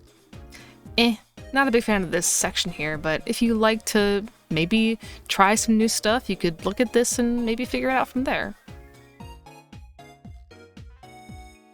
But what I really want to show you guys is this one. So, Jackie Minecraft stream when? I do use Twitch Tracker, yes. I love that site. We'll go on there in a bit too. But this is your stream summary. I love this tab. This is the most informed one in my opinion, I think. Yesterday was a very good stream. I really had a good time. It was a very engaged stream with the viewers. The game was awesome and just so much fun. We had a 189 average, which I think was pretty good for an early Saturday stream. Doing horror with no redeems on. But what you can do down here is open these graphs that will track all kinds of stuff during your stream. You can track your chat messages, your average viewership, your live views, chatters, clips, reactions, followers, and subs. And this stuff too. This is really good because you can look at these bars here and click on any point, and it will open your VOD to that certain area and show your stream. So let's say there's like a big dip, like here, you know? Like a huge dip just happened. I'd be like, oh god, what happened to my stream? Why did everyone leave? You can click on it and find out. Right here, we go from... what is it? I got like a raid right here, I think it was. I could like click on that and find the raid probably. This is like just, you know, I'm beginning stream, people start to roll in. But it's pretty even, which I like to see. It's consistent. And going up too, which is nice.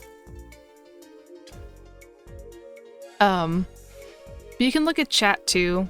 I personally don't really look at the chat messages because, again, we have a very lurk-heavy community, so I don't really care too much if we've got high chat or low chat. But 96 messages.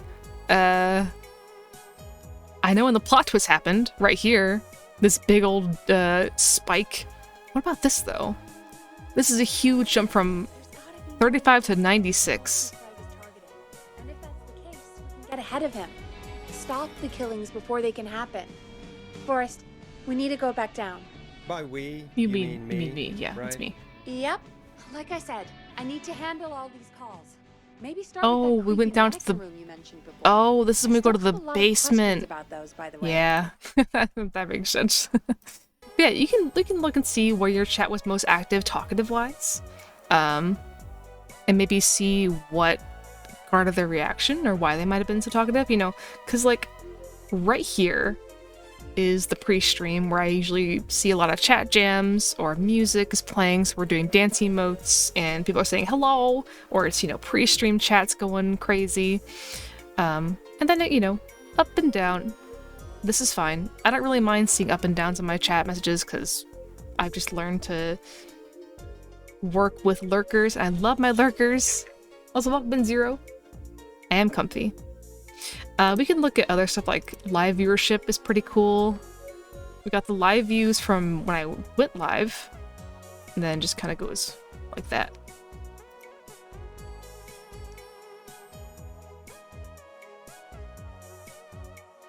What is live viewers? I really couldn't tell you.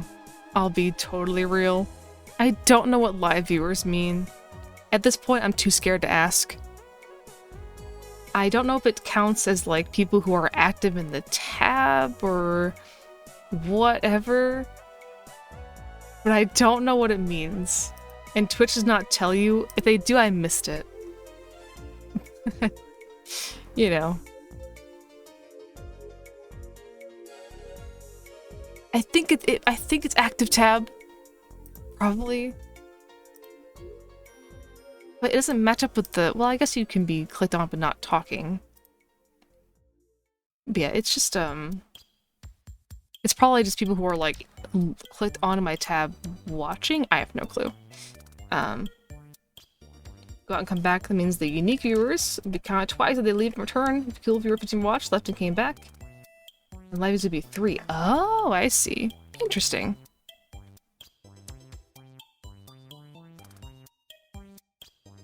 People came in. I see. Interesting. That explains why there's a lot at the start, because the stream began. Everyone's clicking onto the stream and rolling in. That makes sense. Twitch also added a new tab, by the way. The home tab. I'm live! That's me! Oh, you can't see that, wait. Well, this is the new tab they added, the home tab.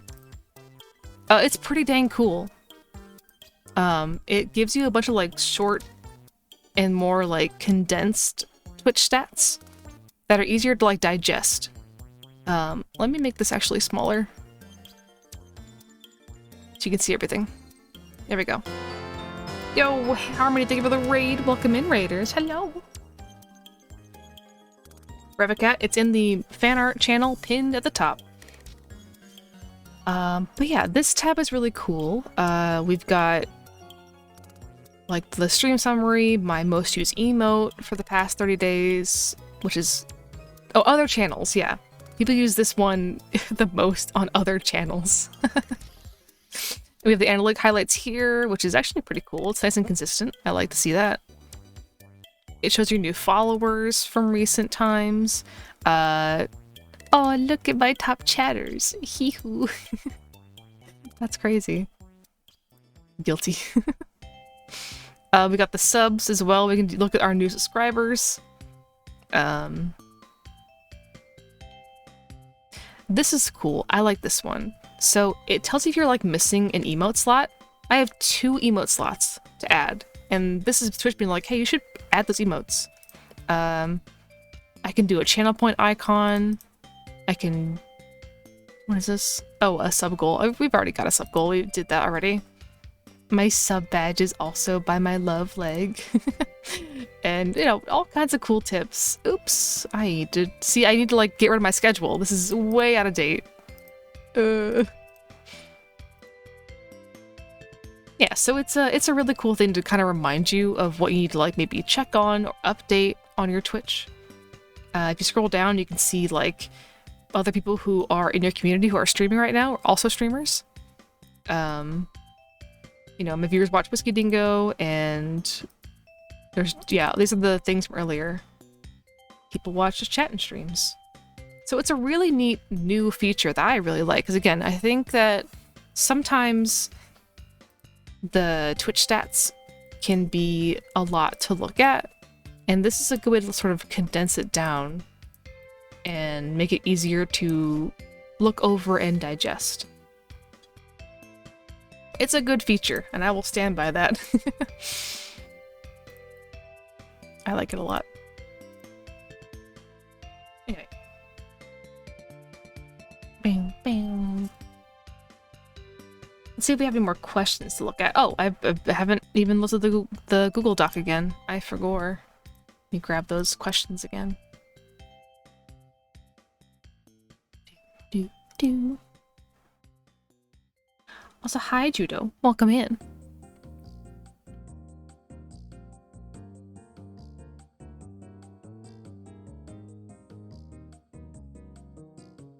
Oh yeah, I love numbers. I literally love analytics and stats and data. I love it.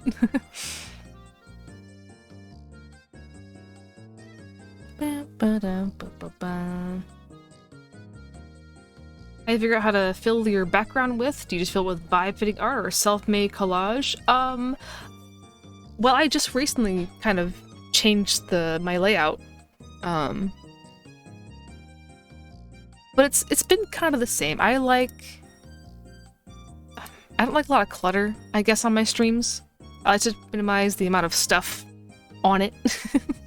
Like my old starting soon screen, I liked it. My old screen had a chalkboard with the plan for the day.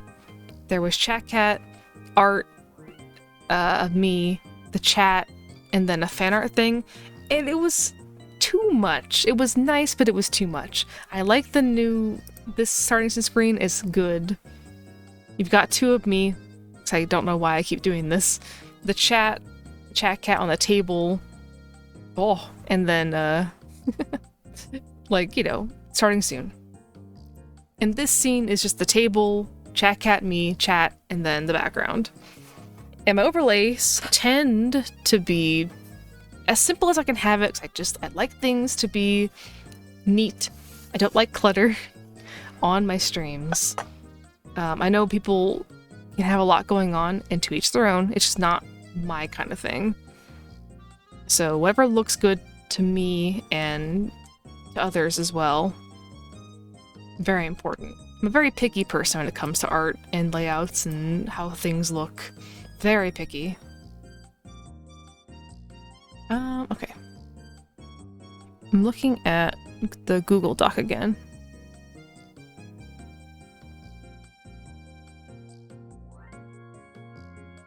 It's a lot of like longer ones. Trying to read these like more longer things we have here. Melly, thank you for the follow. Welcome in. Someone asked a more like tech-based question on like how you deal with programs causing lag while you're streaming. Which again, I can't really answer that kind of stuff. Unfortunately, I'm not really good with tech things. Other people can for sure though. I'm gonna screen cap this one and put it on the screen so I can just read it without looking over here and not looking at chat. I'm gonna save this. It's a bit of a long one, but I think it might be good to read. Let's see. Oh, it's above chat, or below chat. Yep. This one. I'm in a weird position where I used to stream for a while under my personal name, then stop. The depression, anxiety from work, along with the not having the energy to do it. Since then, the TikTok algorithm showed me a bunch of furry content. I like content I'm a furry. I made that account, making content. It's been... Ooh. Anything recommend for me who has experience streaming will start again under a new identity? I think...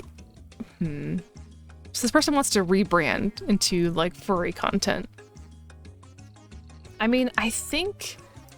I don't really know the whole situation, but I think if you're probably in a good place where you can safely rebrand and it's not gonna, like, affect anything. I think it's harder to rebrand if you're either in the middle area of streaming where you're still maybe not huge, not big, but not like a baby streamer. Like if you're like just trying to start to like establish yourself as a streamer, like 30 viewers, I don't know, 30, 20, that range. I think a rebrand can be a bit rough in those areas. But if you took a long break and maybe didn't have like a big audience back then, or you're like a huge established streamer, I think a rebrand is just fine. I think you can get away with it and people will like it. Plus, barring all that, I think it's important to be comfortable with what you want to do as a streamer, and like that'll help you grow even more. Like I could rebrand, probably. If I wanted to, and I think I'd be okay. Not going to. I like being a coffee kitty, but if I wanted to rebrand, I think I could be able to do it, maybe. But if I was like still where I was before ChatCat, probably it'd be a bit messy and not go over too well. Coffee Wolf. That's my free count model. Coffee Wolf. But yeah, I say go for it. I think you'll be okay to just rebrand.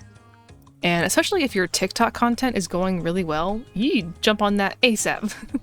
Because if you're getting traction on social media that can bring to your streams, you need to start shilling and ride that train because people are going to come try and find your content. So make sure you've got a good space for them to do so. My TikTok page, I usually always comment on my videos and I say like, oh, I'm live tonight with this at this time, and my bio has my link in it. Easy access. Well, Binsop, good to see you. Hello. It is great for finding new people. I agree. I found some pretty good peeps on TikTok myself. It's nice. I literally wouldn't be where I am without TikTok. As much as I don't like the app, it is very good for promotion and getting your name out there. Yeah, this person who wants to rebrand to a furry content, do it. Do it. Just go for it. You got this. I think you're in a perfect place to do so. You're totally fine.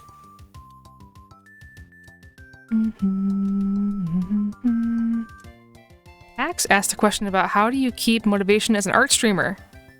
I feel like I lose motivation tires me out faster than working offline. No idea, Pax, I'm sorry. I have rarely done art streams. I don't know how I would do with art streams myself, as I haven't done them much. But typically when I'm drawing off stream, I'm like kind of zoned out into the drawing I got music playing and I'm like singing and just working on that. So I don't know how art streamers do it, but it's really impressive, you know, to watch people do art while also talking to chat and being engaging. I would just say maybe, I don't know how to give advice for this one. I'd recommend just like watching other art streamers and see how they do it. Try and learn from what you can gather from their content.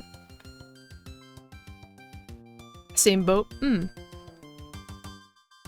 Because, I mean, I do work better in the whole body doubling thing, where it's like if someone's watching me work, or like I'm working around people, I definitely get more work done that way. If I was streaming art, I would feel the compulsion to need to finish it because I'm being watched, you know? And not goof off and do other stuff. Which would be late. I mean, some people do the silent working on stream, but I think it's definitely a more niche thing you gotta sort of get a hold of. I like to watch streamers who are talking or whatever while they're drawing too. It's a nice thing to watch. So whenever I do my art stream, I gotta get better at focusing on all the things. We'll see how it goes.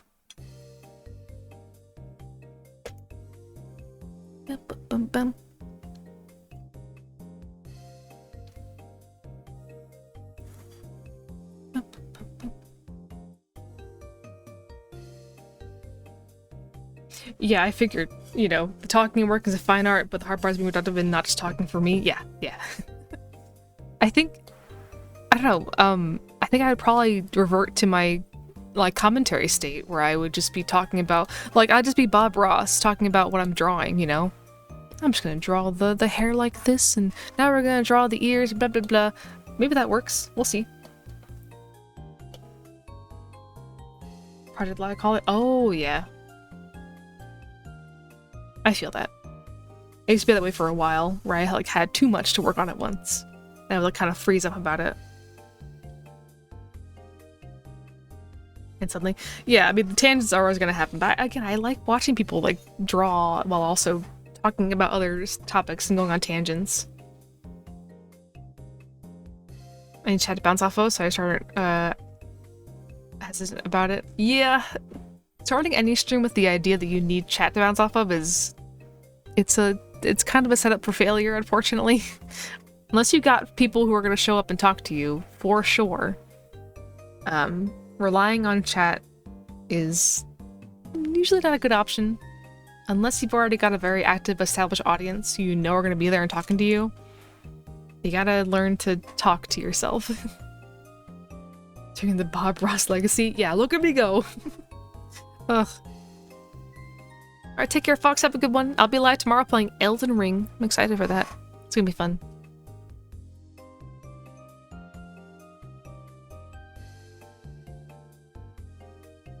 Doggo talk about the game. Yeah, again, it's a learned skill. You just gotta get good at it. It does feel kind of silly, but I now find it kind of fun. I really do enjoy just acting like a goddamn Let's Player on stream sometimes. But again, that's why I think you should practice with like a game you already know really a lot about. A game you really enjoy and have already played before. So you can talk through it like that. Versus a new experience where you're not sure what to expect. That makes sense. You gotta ramble, yes. I mean, again, I struggled really bad with dead air on stream for a very long time. I, for sure, still have dead air on my streams, and like, a little bit's fine, obviously. But when I was still a baby streamer, I had a lot of dead air. So much of it. And it was a really bad feeling. Like, I know when I don't have anything to talk about, I just kind of get really quiet, and it shows. So I had to buckle down and just improve ASAP, because it was affecting my streams really badly. Yeah, that too, Roshan. That's also a good tip too, yeah. Just like, say what's on your brain. It's like, you're the streamer, people are here to like listen to you talk, so just to let it out. Yeah, exactly. Aqua, yeah. Bum, bum, bum, bum, bum.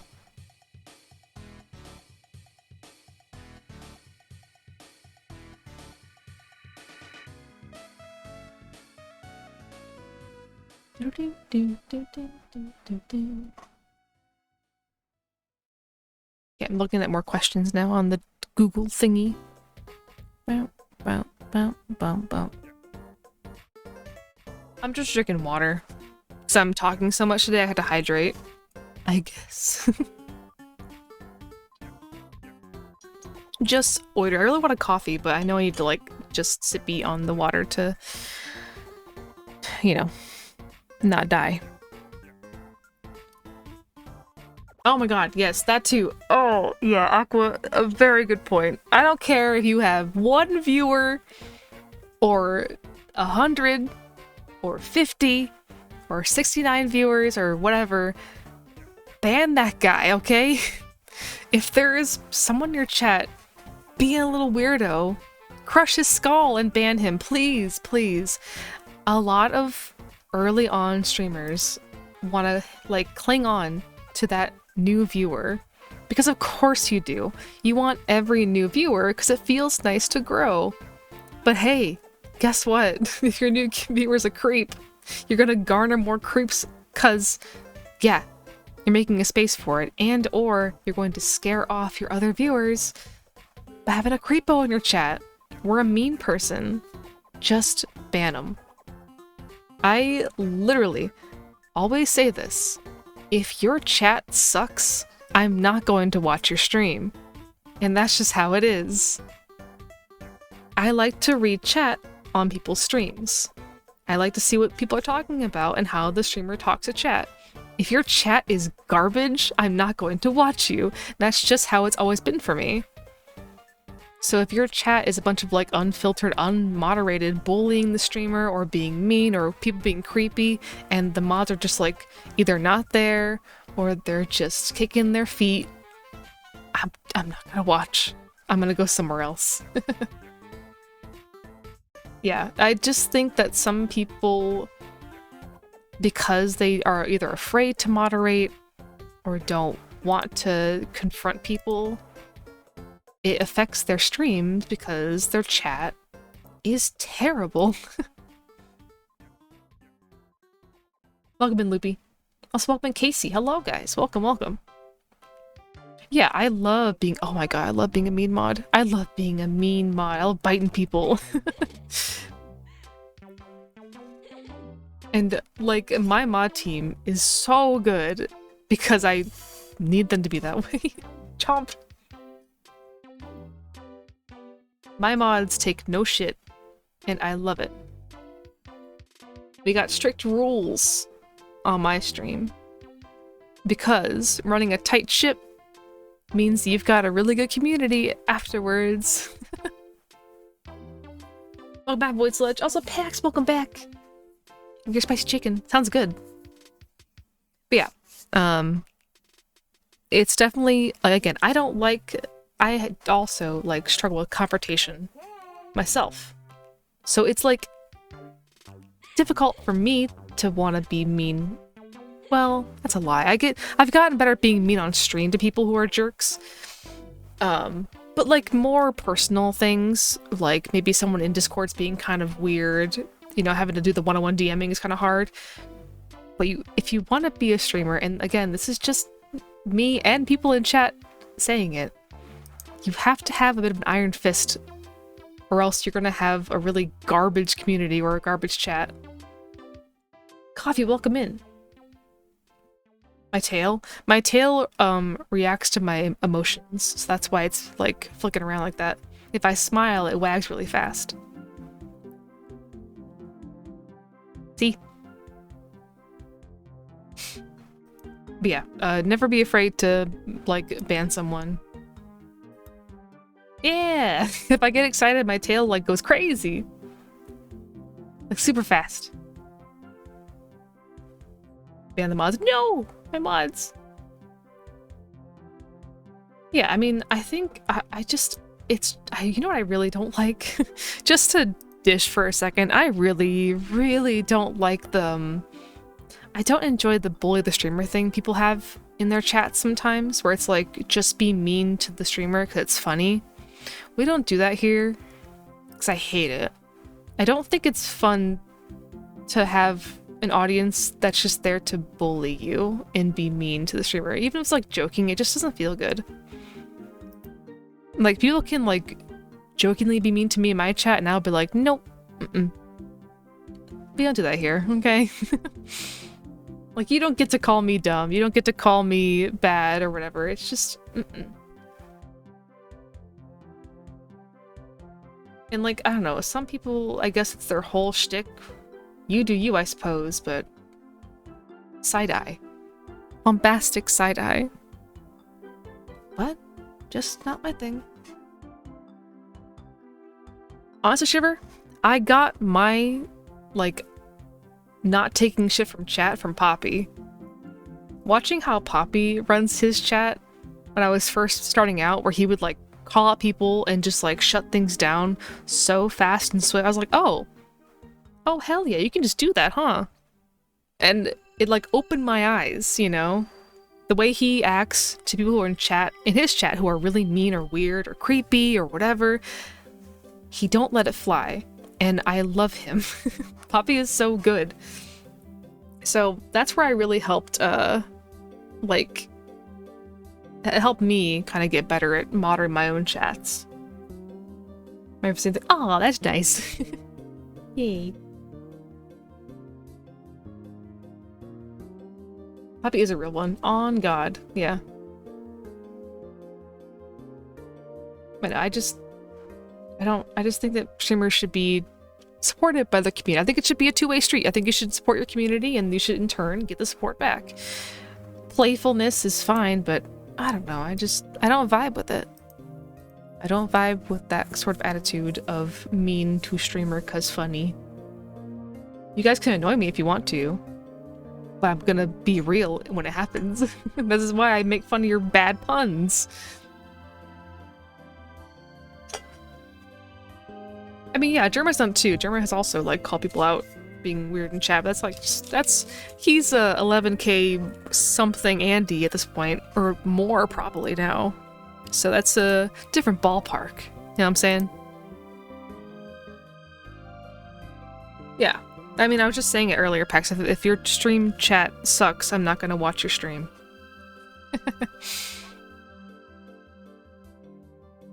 Streamer and mods. I literally have my mod buttons on my giant monitor that you guys are on. I've got the mod buttons there. I can just reach over and timeout, ban, or delete anybody if the mods don't do it first. I suck his chat. You're fine. I appreciate you being here, Icebeard.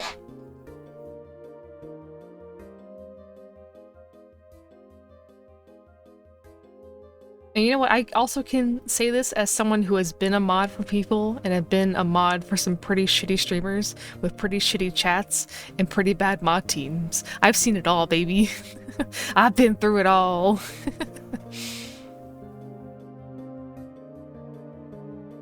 Moderate everybody. Me? I am.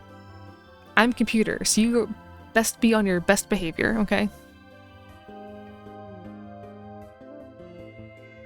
Let me see if I can catch up on chat though, because we got on the tangent that I'm very passionate about, which is vibe checking people.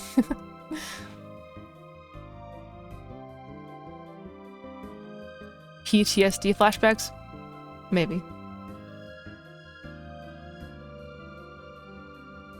Been wanting to become a streamer myself. I get insecure. Not with logo or theme or idea what I want to do by shoes. Embarrassing for me towards me. I mean, I've been here for 3 years almost. I ain't got a logo. I don't even need a logo, I guess. But, I mean, I talked about it earlier. I began with,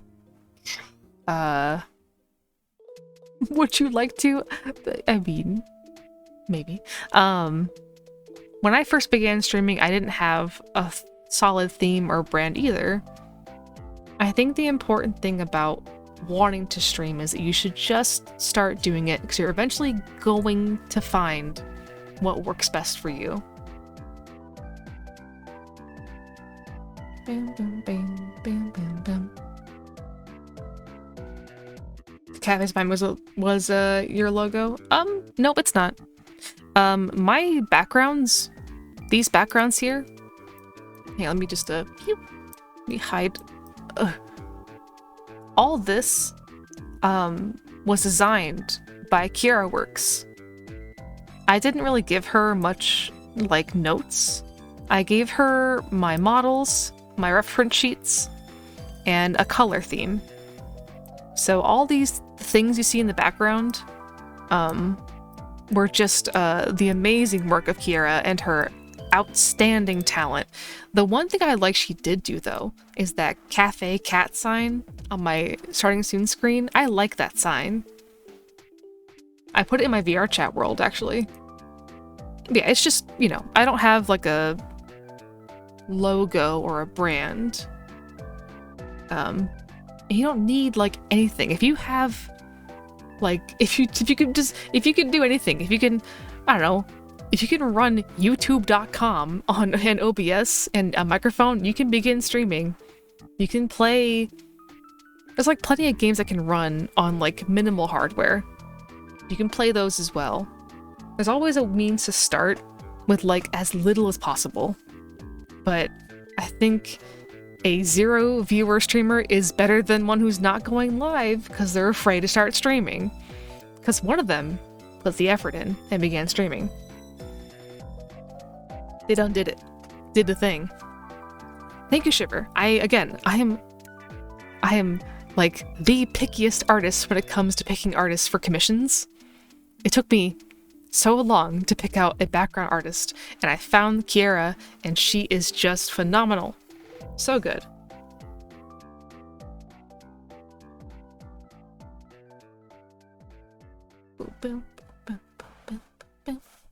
I need to read chat. Am I an introvert or an extrovert? Do you find VTuber easier to stream with, or do you ever think about people see you or watching you? I don't know. I think I'm an introvert. I guess. I don't know. Like, me personally, I tend to be a bit more introverted, I guess, online, but if I'm like at a convention or out with friends, that's where I tend to become very extroverted, I think. Like, especially at conventions, I'm like super like friendly, like running around, meeting people and being loud. But I mentioned it earlier about how the reason I like to use a model versus my face is because, one, a little insecure about my face and my appearance. Don't like being on camera too much. I just don't like feel like too great about it. So I find that when I'm having like a model instead, just like IRL, when I used to cosplay or fursuit, I was way more confident because I was dressed up in like this character. So this is just like a confidence thing for me, pretty much. Plus, it's just fun to be Kibby. I'm just... Oh, hi, Comet. Look. There's Comet. Hi, Comet. I can be Kibby, okay? And that's like awesome. Yeah, it just helps me out. Be more me. If that makes sense.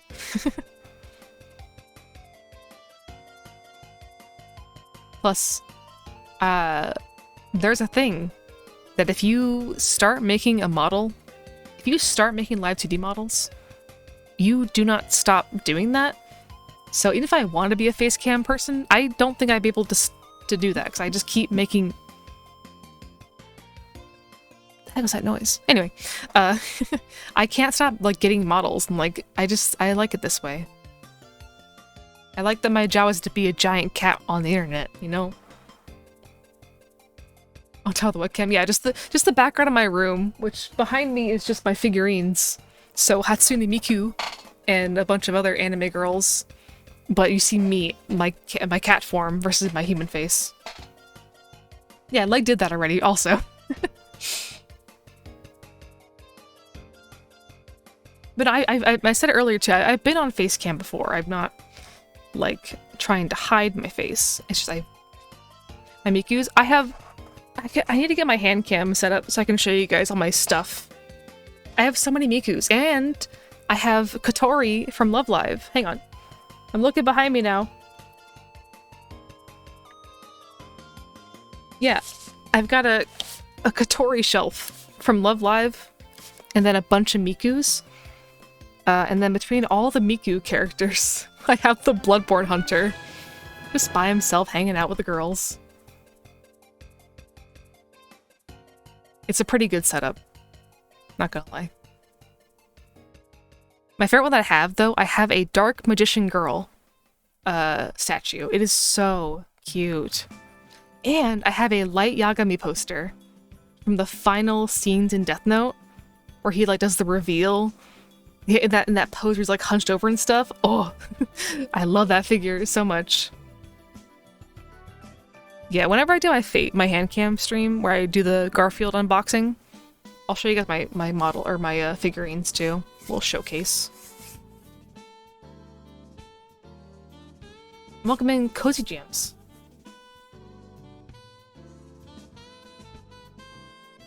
Desk rooms. My desk also is pretty cluttered with stuff. I have my Yu-Gi-Oh pillows on here, my Chat Cat plushie, my Bloodborne blood vial with lights in it. I got some fake plants, and Chat Cat's Stubbs' bed for sleeping. And also you guys can see my my Amori desk mat.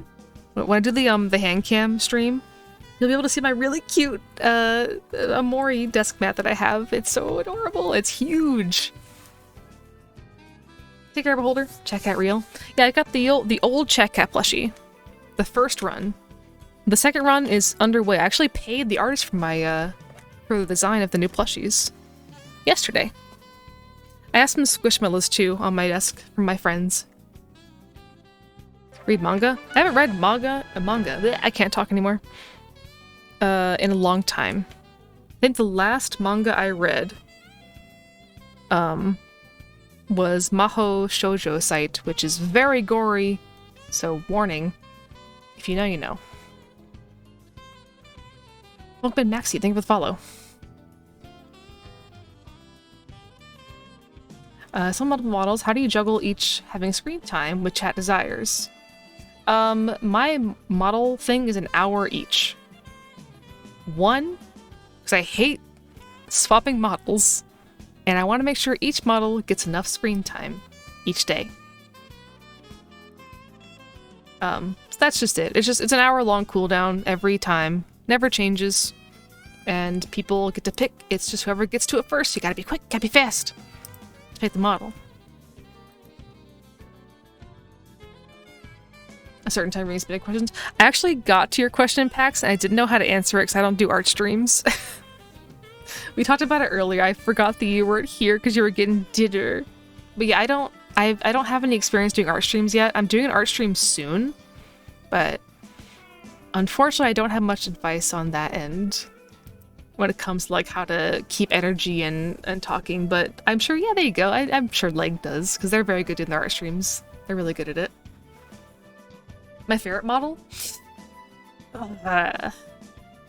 My favorite model? That'd be probably my 3D model. The 3D Soap Cat model. Because it's so expressive. I like that one. And I like this one as well. So my newer ones, pretty much.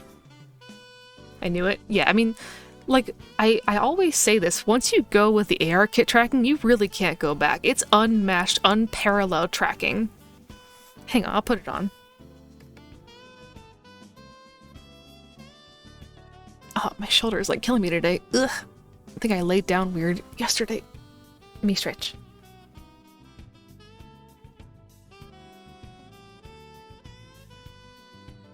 With them big old eyes, yeah, it's that one. But yeah, this one here. Yeah, so this model has the ARKit iPhone tracking, which uses, I believe, the Face ID software from the iPhone. Because of that, we're getting this like really smooth tracking. So, you know, my eyes are going all over the place. I can do this. I can like stick my tongue out. I can puff my cheeks like that and all kinds of stuff.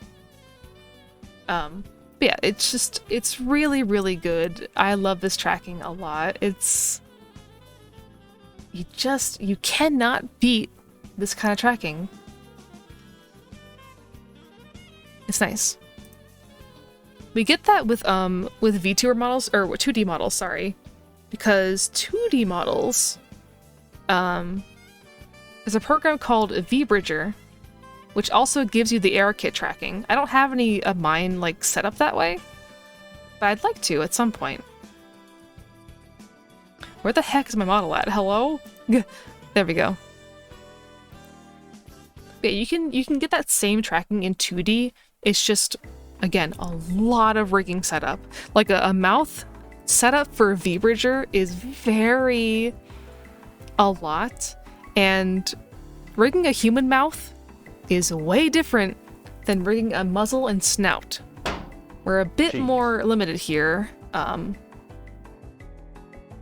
try my best to make my furry models, you know, expressive, but again, limitations based on your art style, obviously.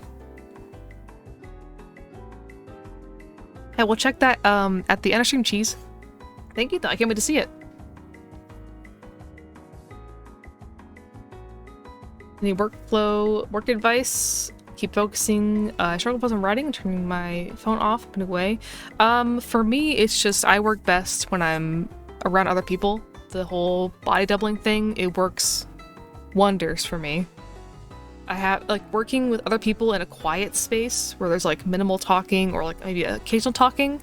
If I'm with someone or many folks who are working at the same time or just around me, I get a lot done. I personally like to put on like a video essay while I work or some less distracting music, and I can get so much finished. I just need like the presence of others and minimal noise in the background. Welcome in, gamer. Oh yeah, the coffee cup has a cat face. It's so subtle, but you can see it. Really subtle kitty face on the mug. Wait, and you can see the Smeef up close. Look at my controller. Hello, check it. Yeah, I mean, I know some folks work differently than I do. For me, I'm very I have to be in a certain, like, sound space to be able to focus and work on stuff. So I do get a little bit annoyed if I'm working and I get taken out of that workflow. I'll get just a little bit annoyed because once I get going on something, I want to keep going until it's, like, done or at a good space where I can take a break. So I'm glad that I have spaces online where I can go hang out with others and work and not have too much distraction. Is there audio stuff in OBS? No, I don't, but I'm sure a certain beer could do with some advice or help from you, Shiver. I'm sure Shutter could help you out. So I really, for audio setup, I just looked up things and took advice from others. Oh my god, deer moment. How about working streams? Yeah. Audio, yeah, see, there they are. There's Shutter. Was the rigging models, what would you say is the most difficult for you? Not species, but I rigged a robot once, and that was definitely challenging. It was a really well done model, because, well, you can just guess who drew it. But rigging a robot was definitely a new challenge for me, because I mostly rigged like fluffy animals or like I've done a few like people rigs. So I'm very used to like the fluidity and bounciness of a model. You don't really get that too much with a robot. It was very fun, and I really enjoyed the work I did on that model, but whew, that was a tough one. And I did just recently finish a dragon model for somebody, and I think it turned out nice, but getting like the design and the 3D movement on a dragon was pretty tricky. But again, I'm really proud of it still. Oh yeah, take care, so thank you for hanging out. Appreciate it. I'm here again tomorrow at 8 for Elden Ring. It's gonna be a fun time.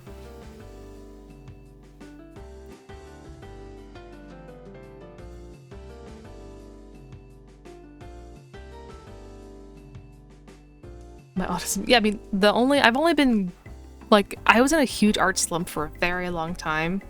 Like a super long time. I couldn't draw anything. And then suddenly I got really hyper-focused on my anthroform. And she's like all I draw right now. Well, she's all I draw, and now I draw Leg a lot because, you know, we're dating, so I get to do all the art for them. I already was before we began dating, but I've got a bigger excuse to keep doing it. So I've been, you know, those two things have been my biggest, like, draw now. Before that, I only really drew, like, a lot when I was, like, super into a certain, like, show or hobby, like D&D. When I was doing D&D all the time, I drew so much. And then Warrior Cats happened. I did so much Warrior Cats art. So they do say that if you get really into one thing, it's like the ultimate cure for art block. Should help. Well, I'm glad. I'm glad it's been a helpful stream. Been having a good time talking with y'all. Chroma Show. Yeah. Yeah.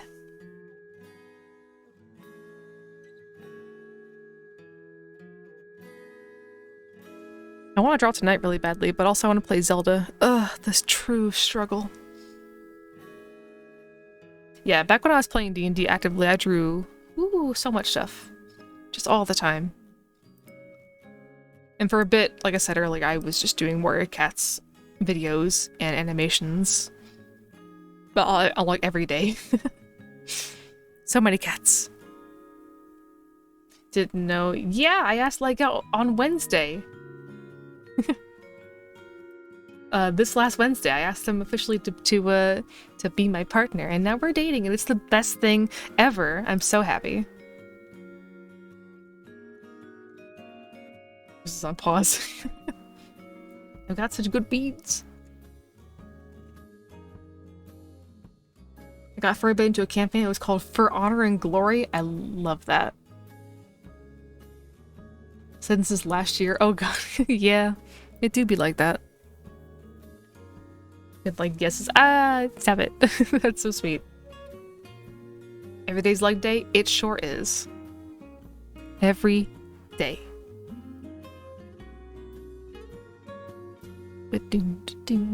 So cute. Thanks.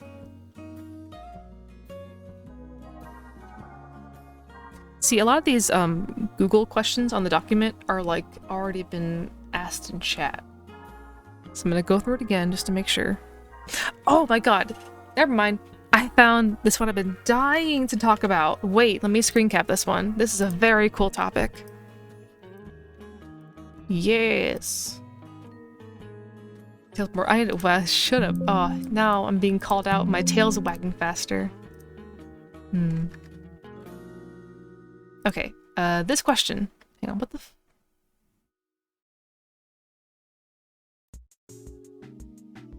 All right. So this question here, I love this. How do you grow your channel as a variety streamer? It was difficult than just playing the same game for stream, but I don't want to play one game forever.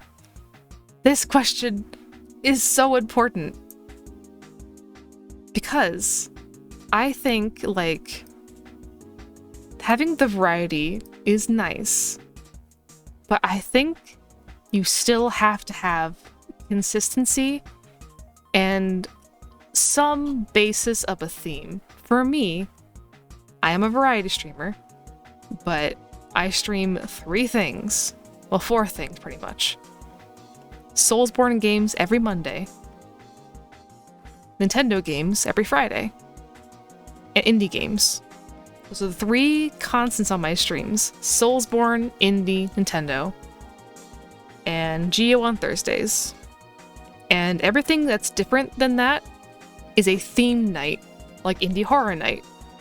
So I don't say I stream horror games, because I don't. I do special events where I play a horror night every few Saturdays. Or I do these like rando streams. The randomizers are like bingo night events, so they're special events. So like, if you want to be a variety person and not stick to one game forever, you still, I think personally, should still pick a theme on what people are going to expect out of your channel.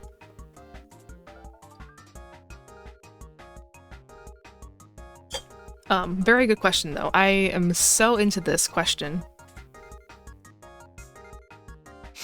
But yeah, I guess for me also, it's part of who I am as a person. I like to have things set a certain way. So having my streams always be like, this day's this thing, and this day's this thing, that will not change.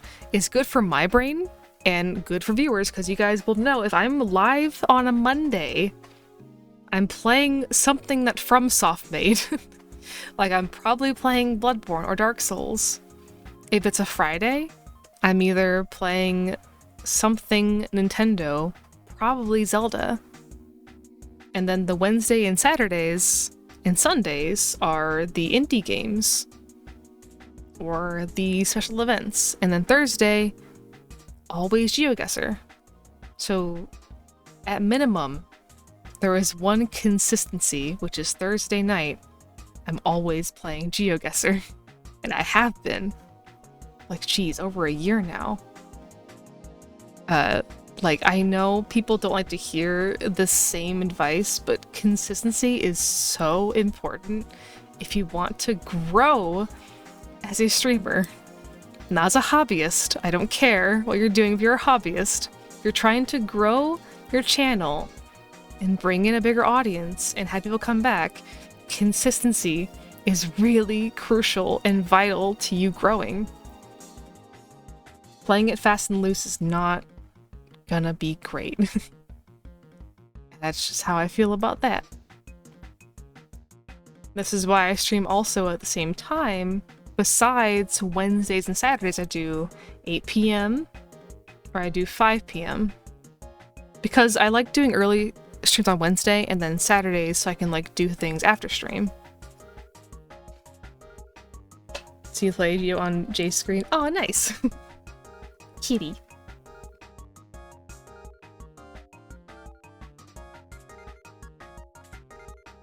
Though I might change my Saturdays to like 4 p.m. because I did like doing it earlier on Saturday yesterday. It was nice. We'll see. You try shorter games? I like playing the shorter games between all the long plays. Like, I really like finding like true one-off kind of streams where I'm just like, it's done in like 3 hours or 4 hours. I like the games that like take a few streams to get through, like big story, big emotion, but also the good old classic one and done games are really good for streaming. People who are joining the channel don't feel like they're gonna like, you know, miss out on something. Very long. Yeah, I've got a long list too. Also, the good thing about streaming is that I get to go through my backlog and like finish some games. Like, I didn't beat Okami until I began streaming. I've owned Okami across 5 platforms my whole life and never beat it until I began to stream and I finally beat Okami. I think you to actually start making money and start reliably earning from here. I don't remember when I began to reliably earn money. I quit my day job at that awful pharmacy 2 years ago, I think it is now, in May.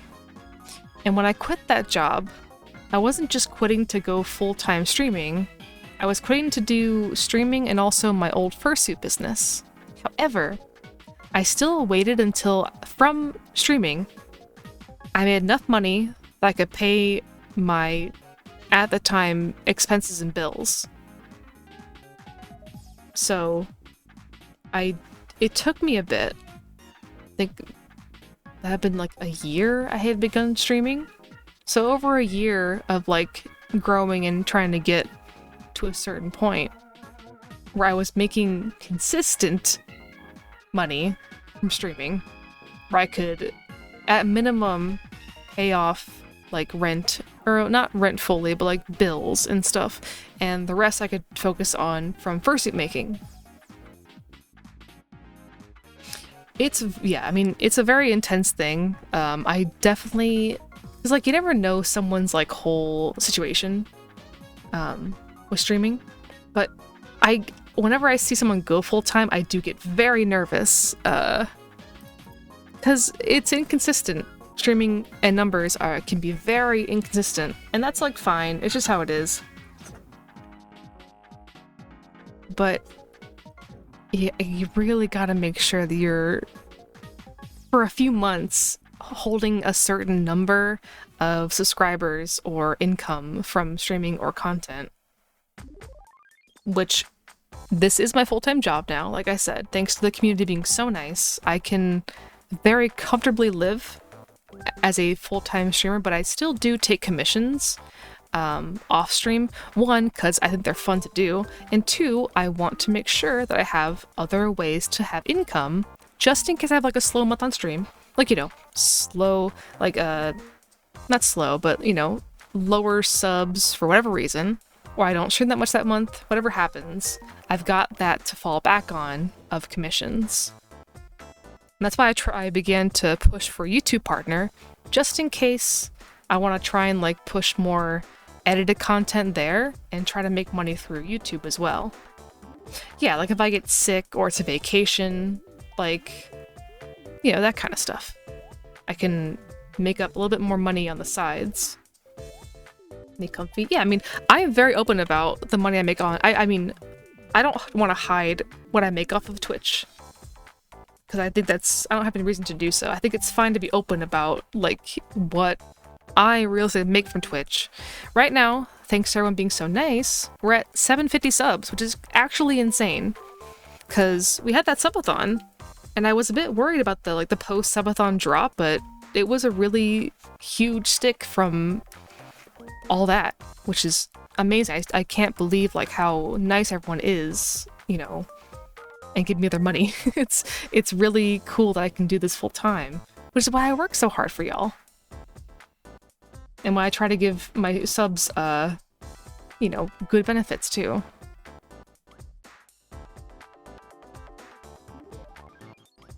I don't make suits anymore, thankfully. I quit making fursuits because it, kind of, like, ruined my wrist and mental health. So I stopped making fursuits. I used to, though, for a long time. But not anymore. Because now I've got really bad carpal tunnel. I'm out of water! Oh no! Yeah, burnout was intense with fursuit making. You get to a point where you mentally can't stream. I actually already talked about that earlier, Coffee. Usually streaming makes me feel better. So if I have a day where I, like, mentally feel pretty crummy and don't want to stream, I would probably just play, like, Bloodborne or Majora's Mask, you know? Like, I like to stream because stream makes me feel better than, like, not streaming. I feel guilty calling off if I have to. So if I, like, can stream that day, if I'm not, like, sick or dying, if I feel a little bit sad or, like, whatever, I'll probably just go live and play a comfort game. Because honestly, people like surprise streams. You know, as much as I talk about, like, the consistent matter of streaming, I do find some joy in the surprise stream of going live suddenly. I think it's fun to do. That's what you get. Yeah, I mean, I don't care telling you. Again, I think it's fine to be open with, like, this kind of stuff. Be realistic about it. How do you find your money?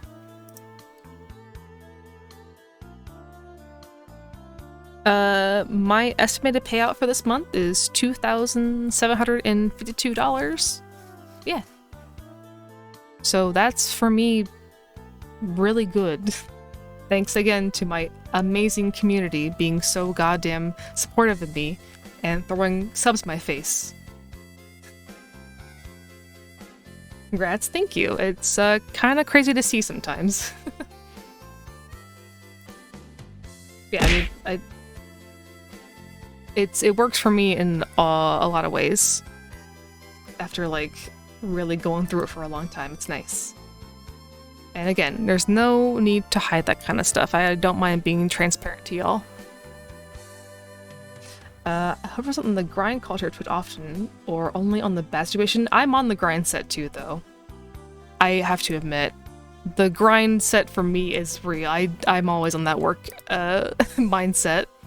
So I can't say much about that. I'm always on the work, gotta do work, gotta post videos, gotta work on this thing, gotta work on the next stream event. I'm bad at taking breaks. But, you know, you gotta work hard, I guess. I'm out of water. I gotta get more water.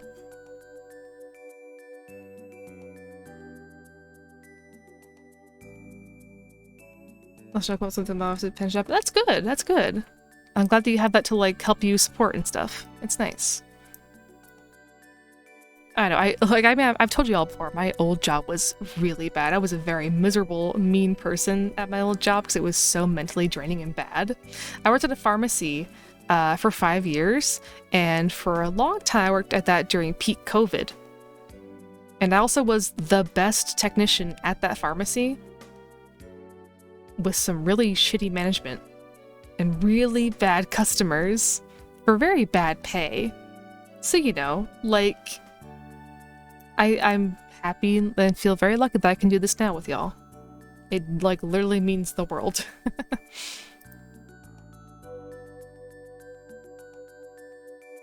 Oh yeah. Felt good to quit that job, let me tell you. They tried real hard to get me to stay at that job. They begged me. They begged me by trying to raise my pay to the pay I got during the hazard pay situation. So, that's kind of fucked up, isn't it? So messed up. But, you know, time of the past. I still go there to see my old coworkers, though, and get discounts. Well, they've got good sales at that place, so I go there to get monsters and stuff. Time to go. Oh yeah, I was not a very good person during my time there at the pharmacy because I was just so jaded and angry.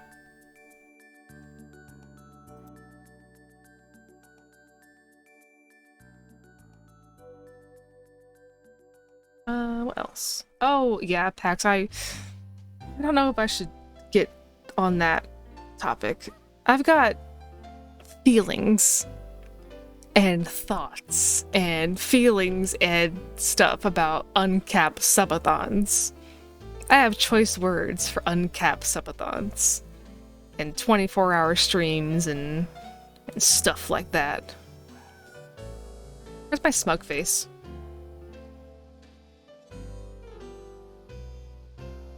Here are my thoughts.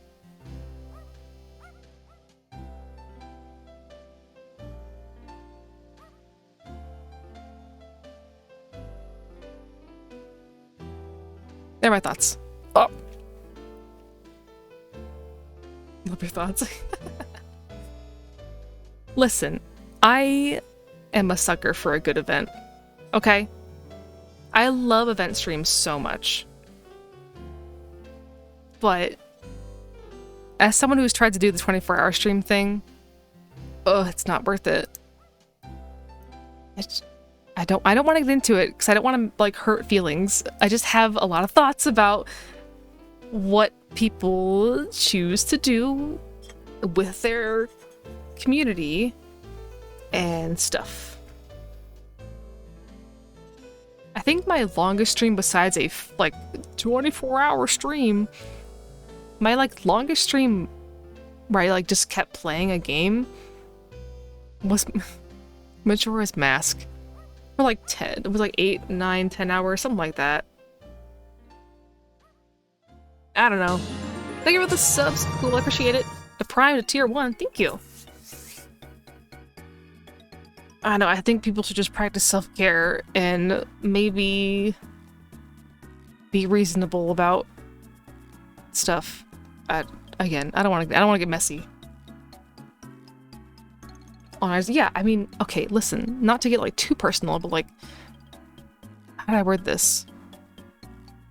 I've had situations in the past where I've like had to stay up, and my body is not built for that anymore. It makes me hurt. It makes me very sick and very ill. So I just see that kind of stuff and I'm like, are you good? Aren't you not hurting?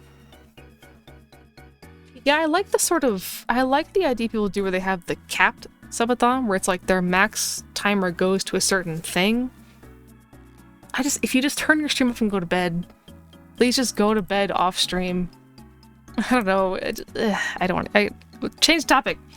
We're not getting messy. We're not gonna get. People can do what they want. I can't say shit. But people can just, you know, whatever they want to do with their streams. I have no say in that. I just think that we should practice self-care and maybe not stream all the time, every single day. I don't know. Oh, no, don't apologize. I get real riled up about certain topics when it comes to streamers and how they do things. Only facts tattooed here. All facts, no copies.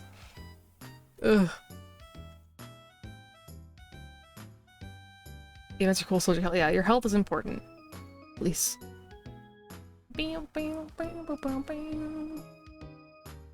Ooh, actually, I just missed a really cool question by Space Queen in chat. Wait a minute. Do you think playing a big... Wait, let me just like... I want to keep like doing these screen caps so you guys can just read with me. Hey God. This is a good question. I like this topic very much. Space Queen in chat asked this question. Do you think playing AAA games on release is worth it? As a very low viewer streamer, trying to grow... yeah, don't do that. Do not, if you are a low viewer streamer, even my level of viewership, I don't stream big release AAA games. I have a rule against it, actually. If it's a new game and it's popular as hell, I'm not going to stream it. In fact, I'm gonna go get some more water and stretch my legs, and we'll keep talking about it when I get back.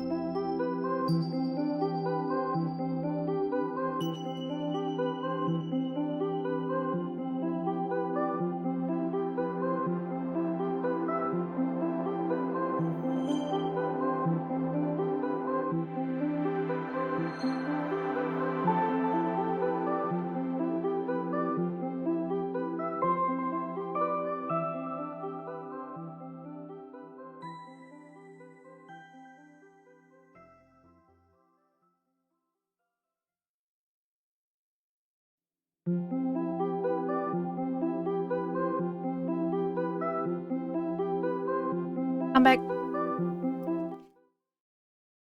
I return. Okay.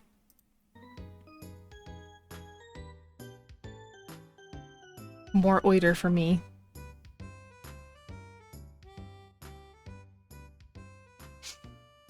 Anyway, so back on the topic of AAA games on release day, like I said, I've got a rule where I do not play AAA games on release. Because I'm asking you guys a question. Okay, how about this? When the new Zelda game came out and you went on twitch.tv, what did you see on your following tab? It's like, I bet I know the answer. I bet it was just Tears of the Kingdom. Same with Elden Ring, same with, any new big AAA game release. Like, you're just gonna see that. And again, this is a question that is meant for people who are trying to grow their channels, not hobbyists. Just want to make that very clear again. You're a hobby streamer. I don't care what you stream. You're a hobbyist. I don't care if you're just having fun. Good for you. This is for people who are trying to grow and engage and grow engagement in the community. So, the reason it's very bad for low viewer streamers to do this is because you're going to get buried, most likely, on the sea of everyone else doing it. Not only that, but if you stream not that game, you're giving a space for those who want to avoid spoilers for new game. They can go watch you instead. It kind of works out really nice if you still go live that day of big release game and play something else.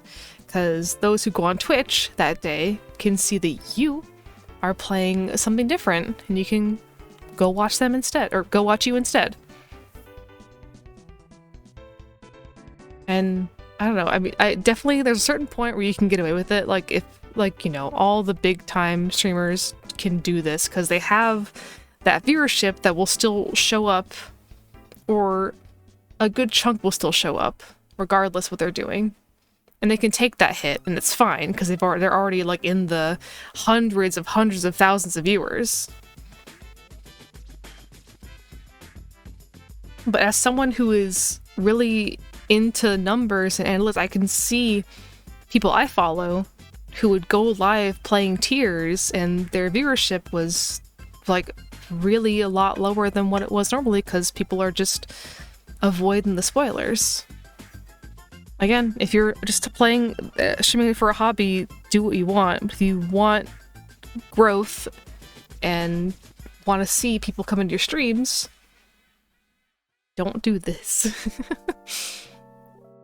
Yeah, I played Majora's Mask, I think, the day that Tears came out. Or Dredge? It was one of those two things, yeah. See, that's my advice. I personally think it's kind of killing you if you try and do AAAs at a certain point. I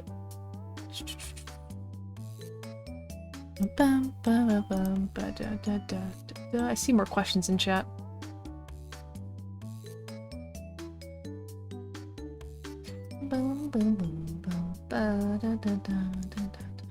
There it is.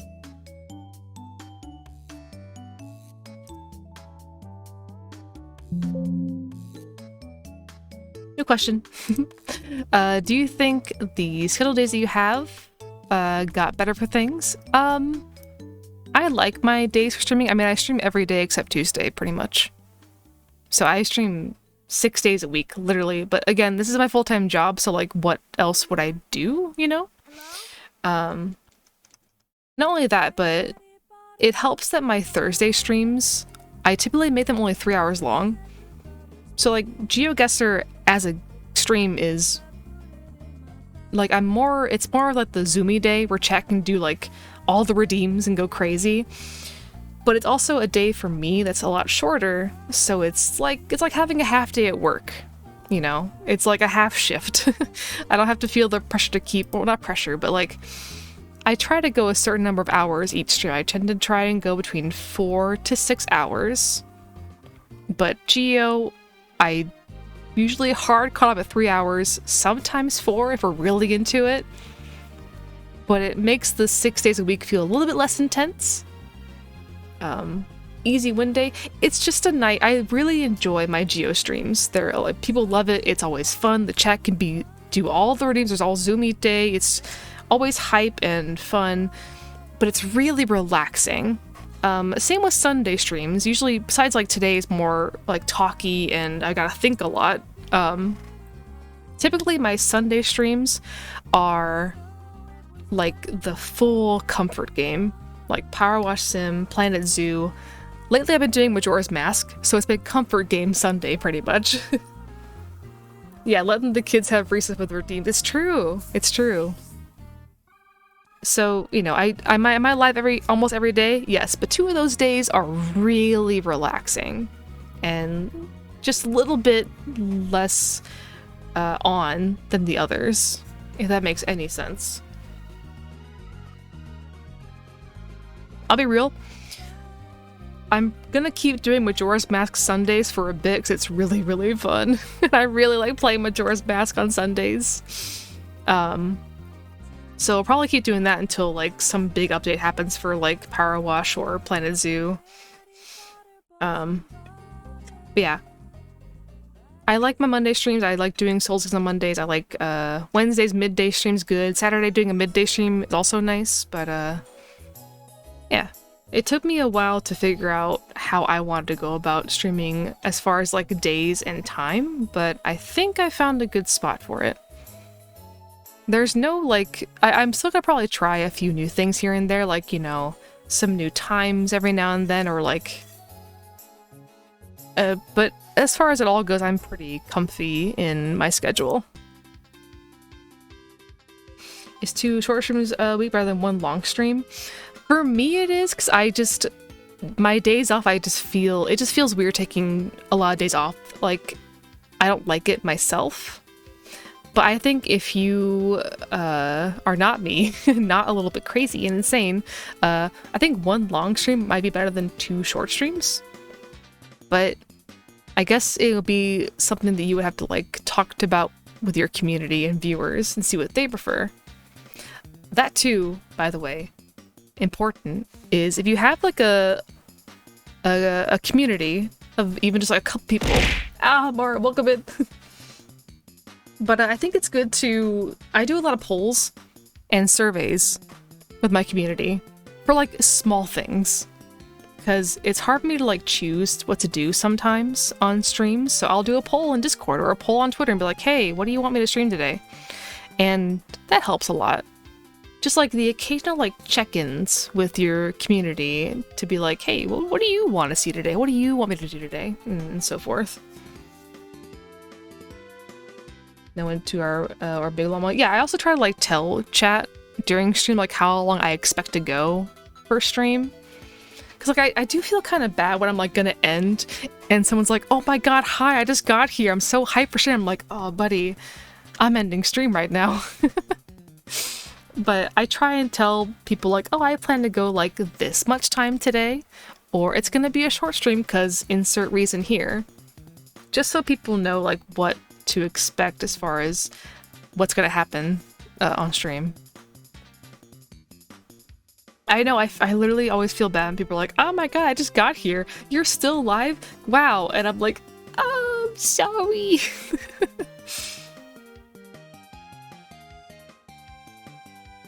Like, I plan to go pretty long tomorrow, I think.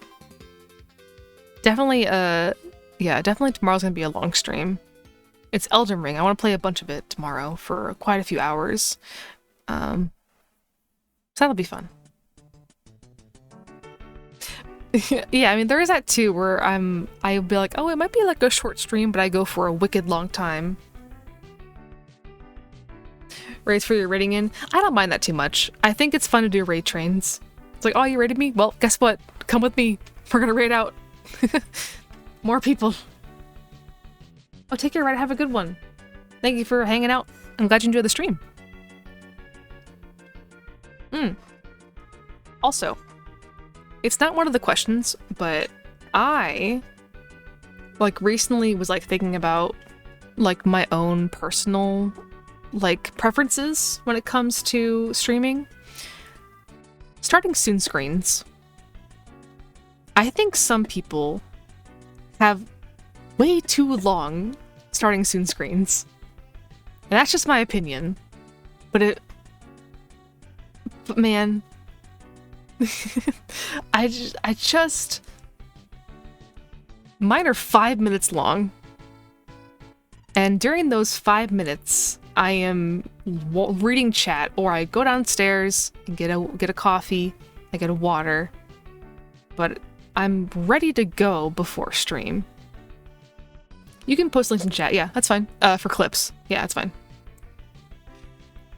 Now, I wanted to like make a tweet about it, but I know people get so defensive about like what, you know, how long their screen is for whatever reason and bring out the sob stories. But in my opinion, in giant red flashing font, in my opinion, I think it should be 5 minutes long at most. I don't know, like 10 is also, it's a long time. And think about it as like people are filing in, sure, but that's what like pre-stream talk is for, or like introing your stream. I think 5 minutes is a good time to go like get going. Unless you have like a game people can play at your starting soon screen, or like some big intro that you do. I don't know, I just think maybe keep it short, get to the stream. Because, I mean, this might be just a retention thing for me, personally. If I click on your stream, I'm really hyped for your stream to start, to see you and see what you're doing, and you got a 15-minute long starting soon screen, I'm peepo leaving. I'll come back later. In my onion, starting screen, yes. I've seen 15, I've seen 10 to 15 is just too long, man. Get into it. Necessary when you are small because it's probably not like people talk to you. Yeah, I mean, it does depend too. Like, I think, you know, obviously there's like exceptions. Like if I'm doing like a debut or an event stream, like a big reveal kind of thing, I will do a longer like starting soon because I want there to be the big reveal and big surprise of it all. But if I'm going live to play fucking Zelda, you guys get 2 songs, 5 minutes, and then I pop in and say hi, and we go to pre-stream, we talk for a bit, and then it's gaming.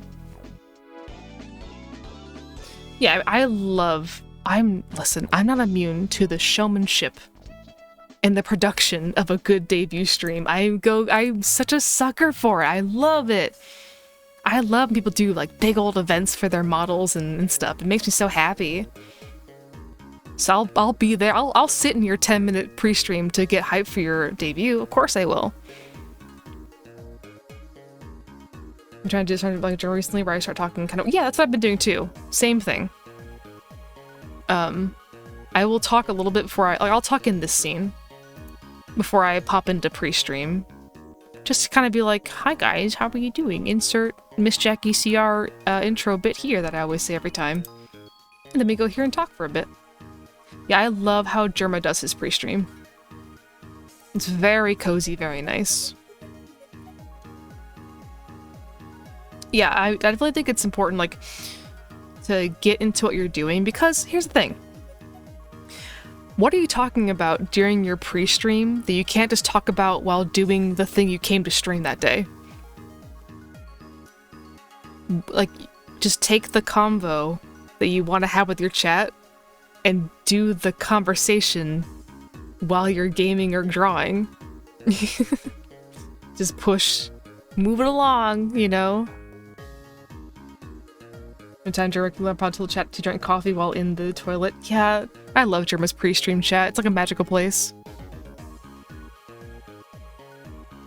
Push it off a clip. Yeah, push it off the table. Yep.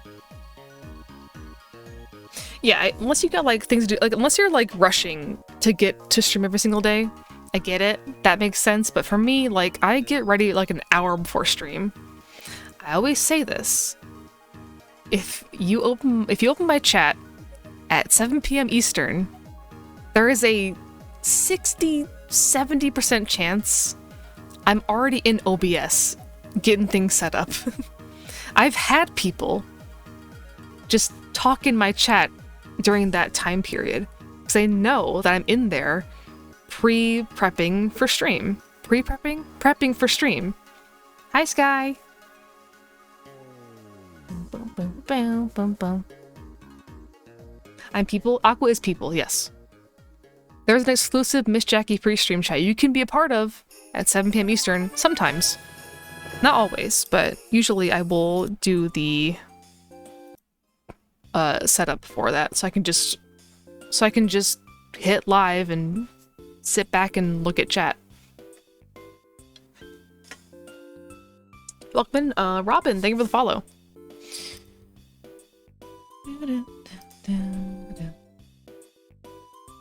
Shouldn't be hard but epic. Scheduling is really nice and epic. Very epic to have schedule. I think also if you have a Discord for your community and you're not using events, what are you doing? I think using events in your server to mark when you're going live is really nice. It's a bit extra work to, you know, set it up, but it's really nice because people can be on Discord and see, oh, an event's happening right now, and they can go to your stream. Yeah, it helps bring just like a little bit more attention to what you're doing. Tax and Chipper are fighting in my chat. Oh no! Oh god! Oh, the humanity. By the way, Discord. Peehoo. Yeah, but events I like a lot, so I can just click on them and get right to people's streams. Very nice.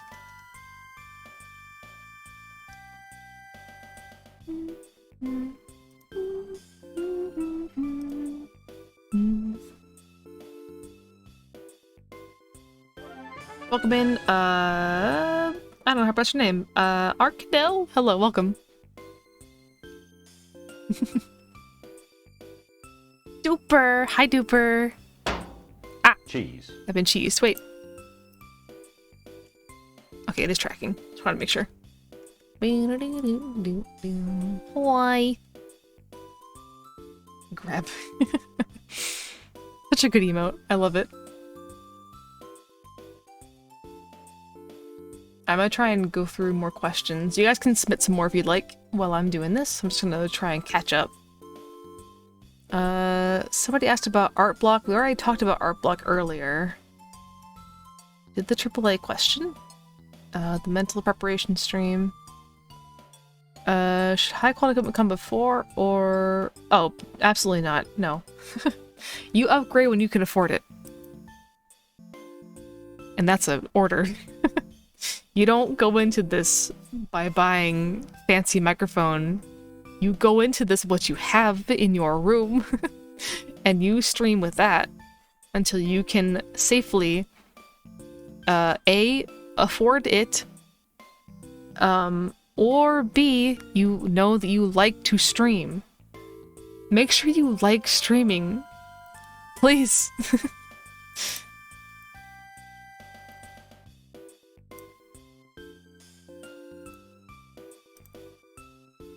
PNG,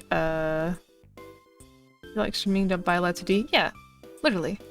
Some people, like, jump into streaming because they think it's gonna be fun for them.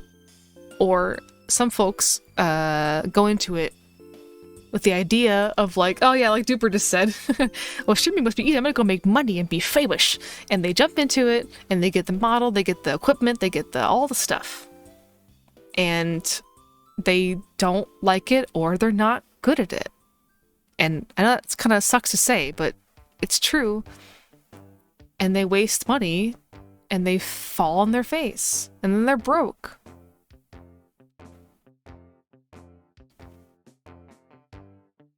The next Duper. Oh my god, is that the Duper? My chat blushes. Welcome in, Draco. Thank you for the follow. But yeah, I mean, I've said it before like a billion times. I literally began streaming on a shitty laptop that could not run Hollow Knight, and I had a looping GIF as a quote-unquote PNG and a headset mic, and that was it.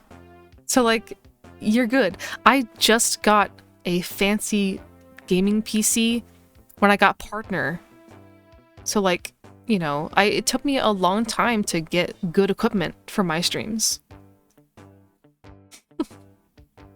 The Xbox 360 mic? No!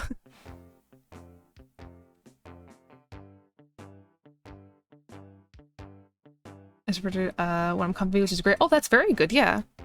That's really good. Some people, honestly, I think are just made to be in this kind of atmosphere streaming. Some people are so goddamn good at it. I'm like, you are made for this. Like, you were born to be a streamer. Some people ooze that charisma and that, like, entertainer type beat. It just naturally is their shtick, and it's great to see. I'm gonna try and find an old clip of my old streams, if I can share that dinosaur footage with y'all. Built to those were our friends. You're so good at it too! I don't actually want to share them anymore. I'm looking at these old clips like, oh god. I don't want to look at these. Ah, I regret this. I just opened my old clips and I'm like, no! Wait a minute. Show us, please. Oh, okay, everyone, you guys are gonna say please. Hang on. You can sort by created on your clip page. Fun fact. Okay. Hold on. Let me pull it up on the other tab. Bootloop.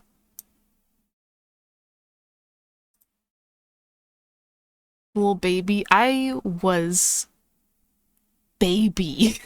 I was the least confident little baby in the world. This is actually before my looping GIF, I think. Cringe. Cringe ass kitty cat. Ugh, okay. Let's play it. This is the first one. This is how Hollow Knight ran on my old laptop. Oh, it's gonna be so small. Hang on. On the big screen. Look at the looping GIF. Look at that. That's all I had. And there's leg and well, look at the frame rate. Look at my frames, dude. That's your, I know, I just realized when I said that's your old username. But when I sounded like, I don't think I talk. See, I told y'all I was bad at dead air, but I can find different ones for you. I hate that clip. I'm not watching that. Or that one. Here we go. This one. You can hear my voice in this one. Oh my god. Okay. Here you go. Ah! Look, there I am. My shitty old microphone.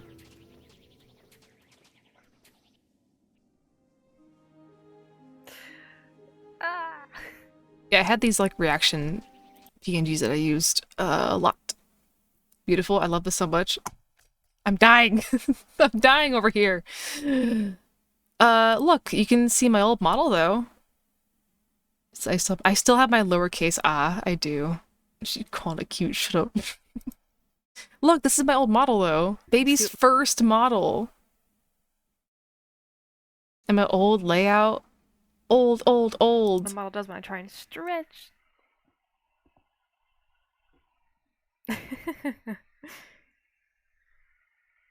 Oh, she lost me. There we go. Let's stretch.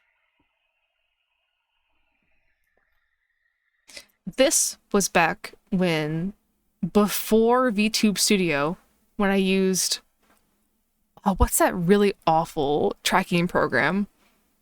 It was really rough. It was before I got, yeah, you know the one. like the first tracking program for models, it was ass. So you can see by the face rig. Yeah. This is face rig's laggy tracking. Now, to its credit, face rig had really good eye tracking. And that is all I can say about face rig. But yeah, they're all these old clips. Ugh.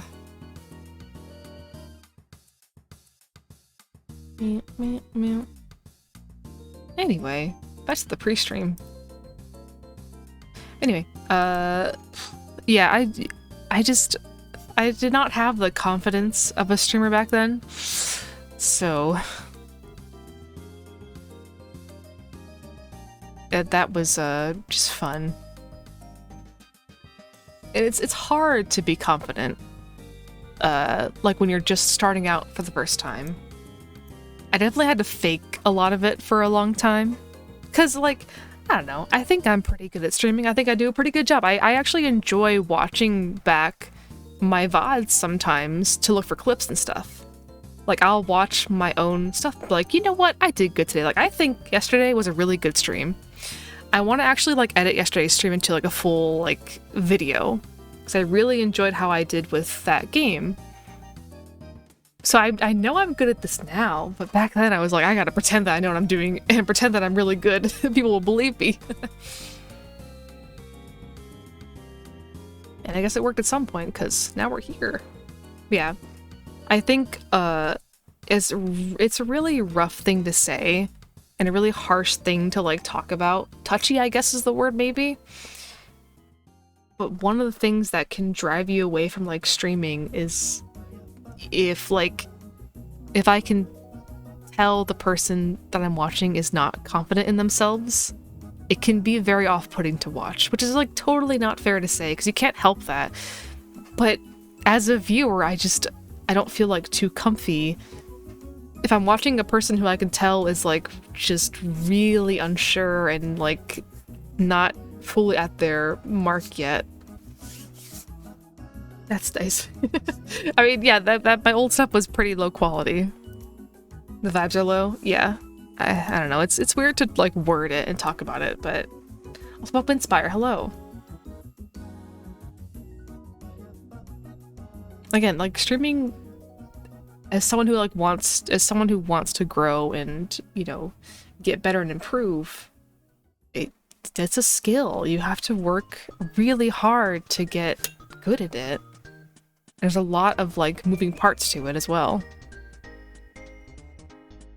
And that includes, like, one of the crucial things too is to watch back your content. So back then, I really did not like watching my old clips and VODs. Because I was like, oh, this sucks. My voice is awful, blah, blah, blah, blah. But now I can go back and watch my new stuff. Not my old stuff, but, like, past streams. And enjoy the content that I'm looking at.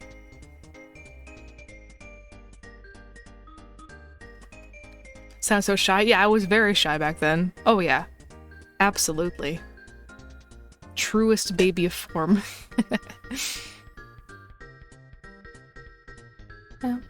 Bum. Make stuff. No, that's my biggest thing, Shadowborn, is you should make the content that you'd want to watch, mostly. This is different than the advice of, like, oh, well, just streaming, people will show up. This is different than that. You should look at the people that you watch and find out why you enjoy watching them. I'm a very picky viewer myself when it comes to, like, what I choose to watch on stream.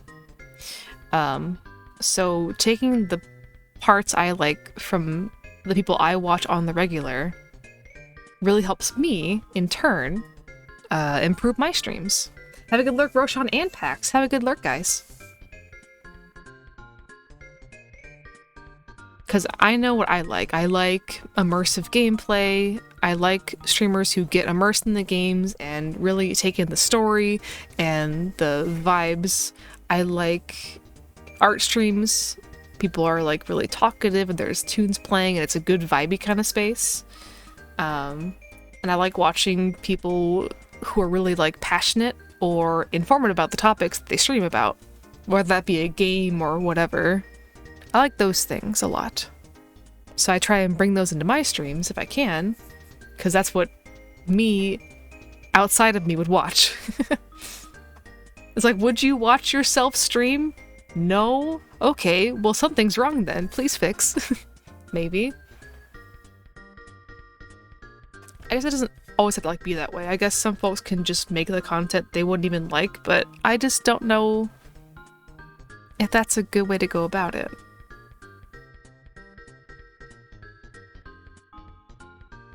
This is I really love, and I'm just yammering about it for hours. Yeah, it's the best stuff. I love it. Welcome in, Lucy-like. Thank you for the follow.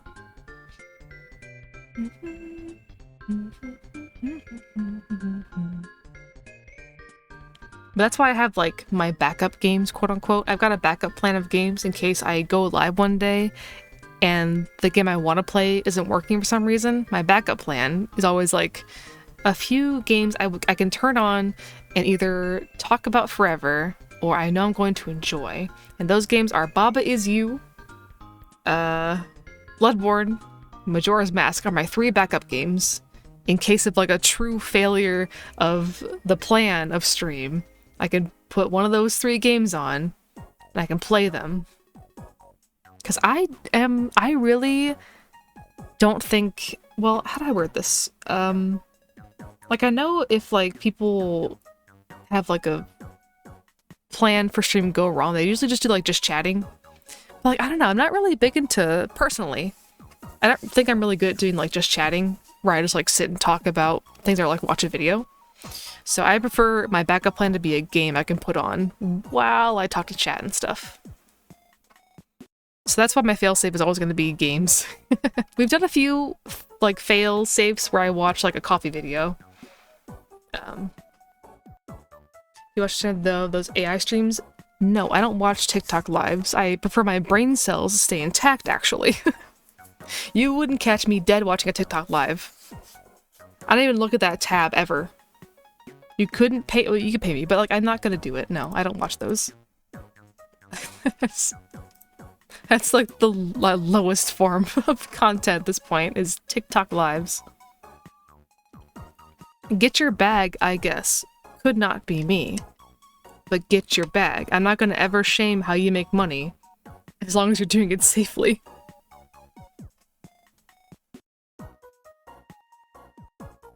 Cause, I mean, like, a lot of the AI TikTok lives are just like, they're people who are conventionally attractive. So like, duh, if you can do that and just make a bunch of money, sure. It's just not for me. But NPC TikTok, yeah.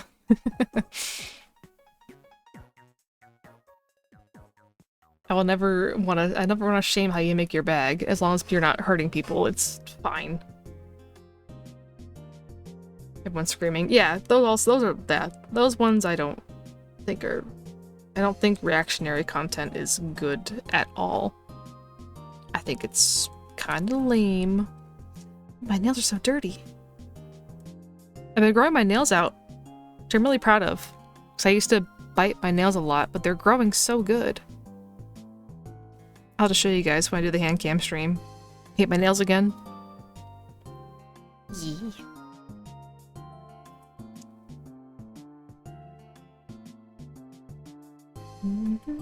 Got kitty claws. Yeah. I've been painting my nails to stop biting them, and it's been really working. So I've got like kind of nails growing in again. Yippee! The hot tamers are annoying. L. Yeah. That's fine. Alright, let me go through some more questions. And again, y'all can submit some more under the channel button if you'd like to. Submit more questions for streaming stuff. I think we have two new ones I can look at. Let's see.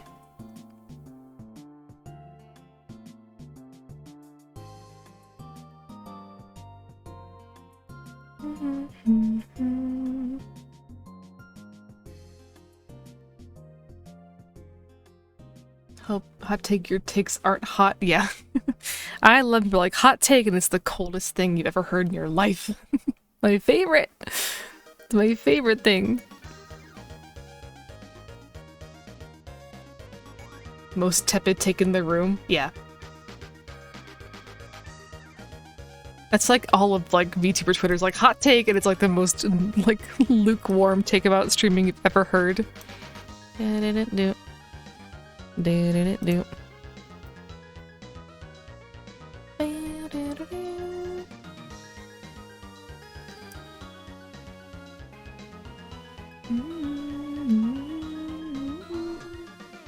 I'm gonna try and screen cap. This is a long one, but it looks like it's about social media, so let's see if we can answer this one and talk about it. I did promise to talk about like TikTok and stuff earlier.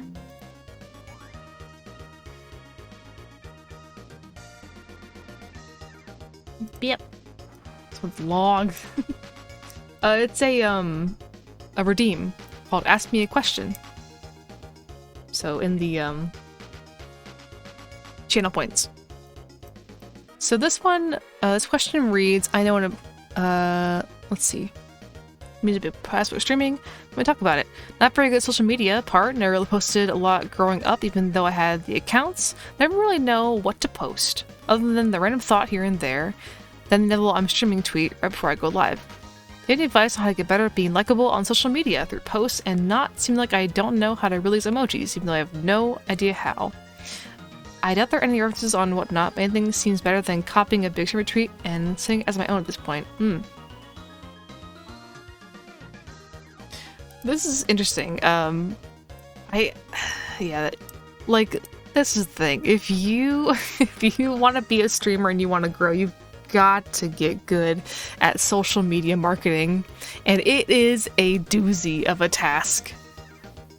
I definitely think I have past experience with this, where not only did I have like a YouTube channel with some friends for a bit, we tried to get that growing. I tried to grow my Instagram for a bit, and I also tried on Tumblr. I got some good traction for a while. So I had this like experience before becoming a streamer of like how to advertise.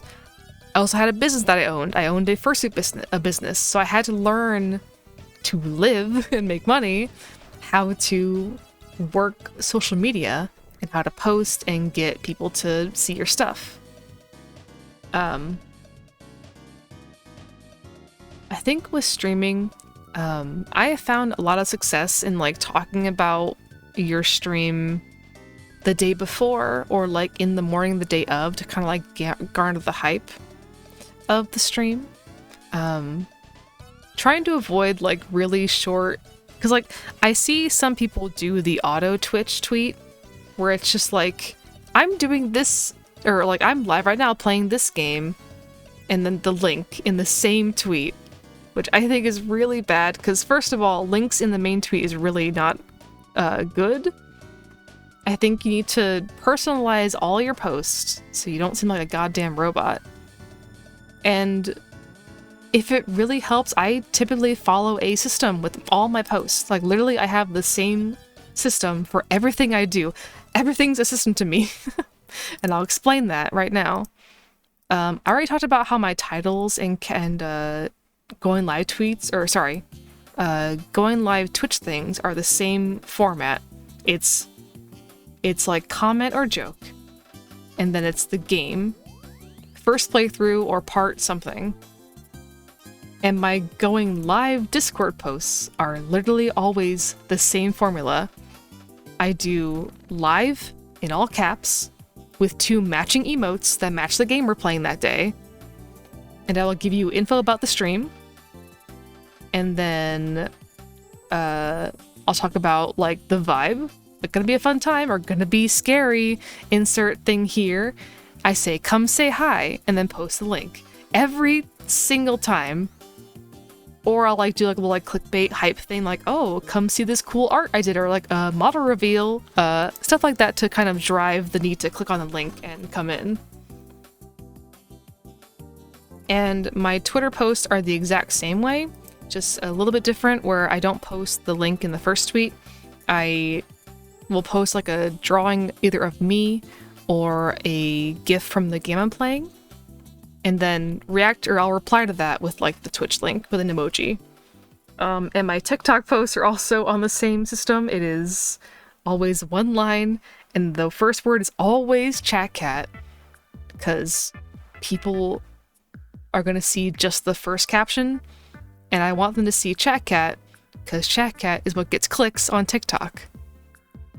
Kasaki, thank you, welcome in. So like, if you have an issue, like if you struggle with like social media posting, I think trying to like stick to like a certain format you can like kind of mad lib around, for me works really well. I don't have to like think too much about what I'm going to post that day.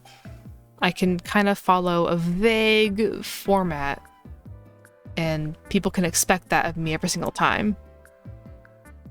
Even my daily good morning posts on Discord are also pretty much the same format, where I will, in the morning in quotation marks, I will, you know, say hi to the community. I'll, you know, talk about my morning or my day, and then my plans for the day, and then I will always, in bold, post the time of stream that day, and the thing we're doing that day will be bold, in bold text format, and then that'll be it for the good morning post.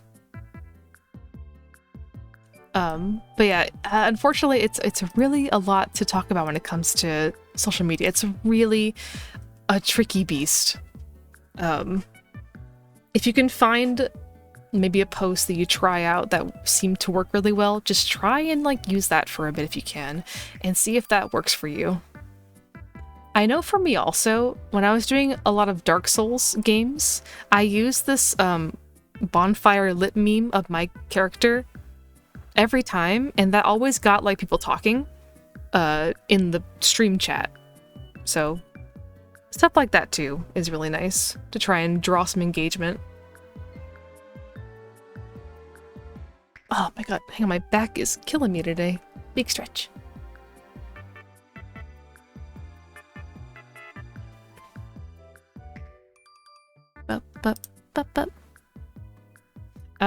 Let's see. Lord Salt in chat asks, do you find that the redeem... I'm gonna screen cap it. I'm not shrimping, but my side or back hurts. I don't know what I did. I'm just gonna screen cap it so we can all see. There we go.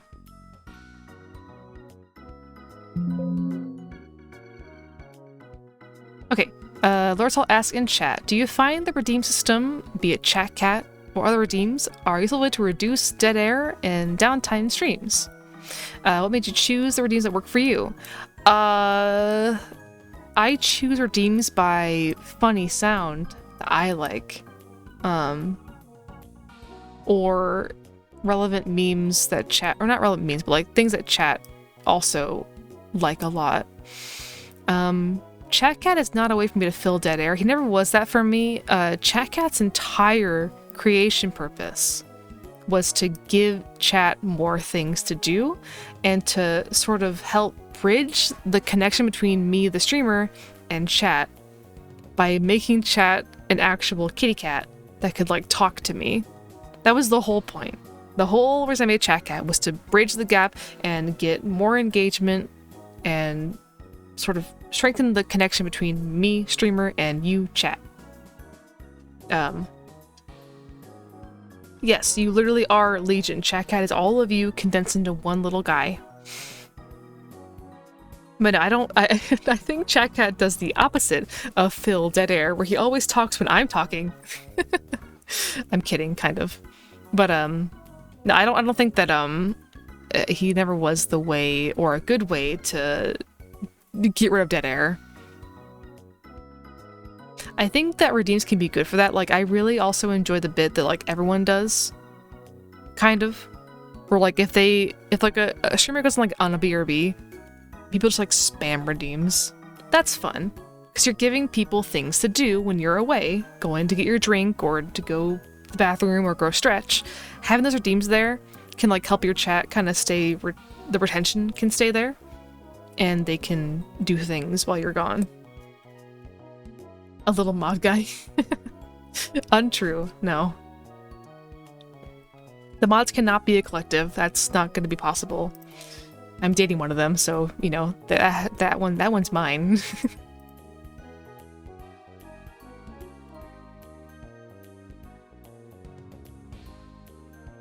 But good question, though. This is a very good question. I did call dibs. I actually called dibs, yes. And I had to make Chat Cat go to sleep today because I was trying to do my ding-dang advice stream and he kept talking to me.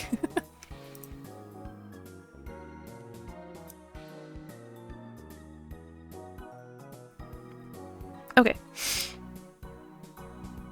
We talked about the social media, talked about redeems, we talked about the rebranding.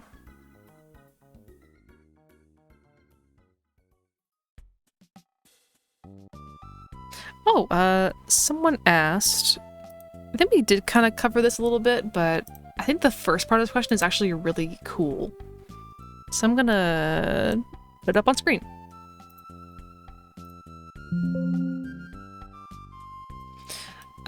Let's see. And Mothic asked, I feel like I struggle to stand out as a streamer. Do you think it's important to stand out with your design, your personality, interactivity, all these things, or something else?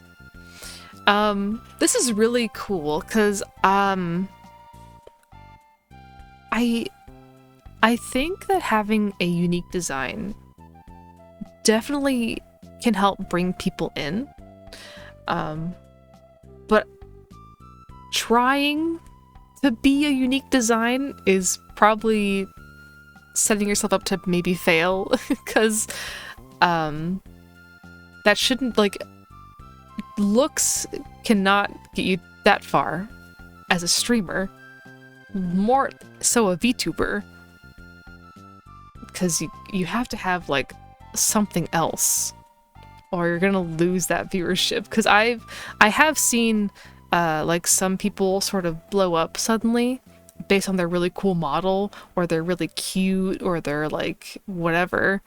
So people go to their streams and, oh, guess what? They have no personality and they don't know how to stream. So the viewers eventually falter out. I think that to keep people coming in and how to stand out, you have to have a couple of things that you're really, really good at. Yeah, the personality makes them stay. It's true. Because there was like a long time where my YouTube feed was like just like VTuber clips. Like people would get their clip of the day and like suddenly get really popular, and I'd be like, oh, bet I'll go watch their stream, and they were just like, there's no streaming charisma or like any sort of pulse. It's just the model and the, you know, the making them afloat. Do you think they put entirely versus redeems? I personally, I could be wrong about this, but I definitely think that there should be a sort of realistic expectation when it comes to why people watch your streams. A lot of the advice we'll see for newcoming streamers or like newcomers is like, oh, well, just do what you want and people are going to show up regardless for you. And that's not really true, because I think gameplay and what you're doing that day is going to heavily affect your viewership that day. Redeems, I don't really know too much about how much redeems hinder on viewership. I'm not going to pretend that if I have Chat Cat off one day, people aren't going to like show up to the stream. That's fine. I don't really care too much. It's just, I think that people need to also realize that while your viewers are here for you, they are also maybe partially there for the game too, which is why we'll see some days you'll perform less or better than others because of the game you play that day. I know one of my highest performing games ever is Cult of the Lamb. I got my highest viewership naturally ever with Cult of the Lamb, but I'll play a different game, maybe like a more story intense or sad game, and I'll get less viewership that day. But because I have these thoughts in my head about how people think and work with streamers, I expect it.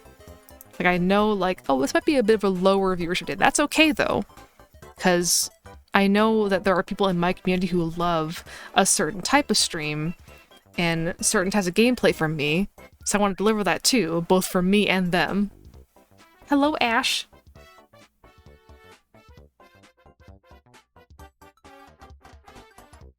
I guess it's different though, like if you don't play video games, if you're just like a just chatting streamer, then yeah, people definitely gotta be there for you because you're just chatting.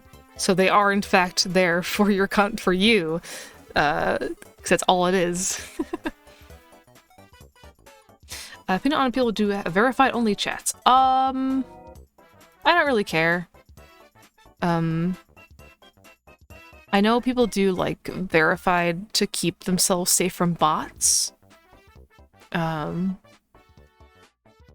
I mean, you're gonna lose viewers from that. But what am I to say about that? I don't really care. However you want to feel safe in your streams is not my business. So it's fine.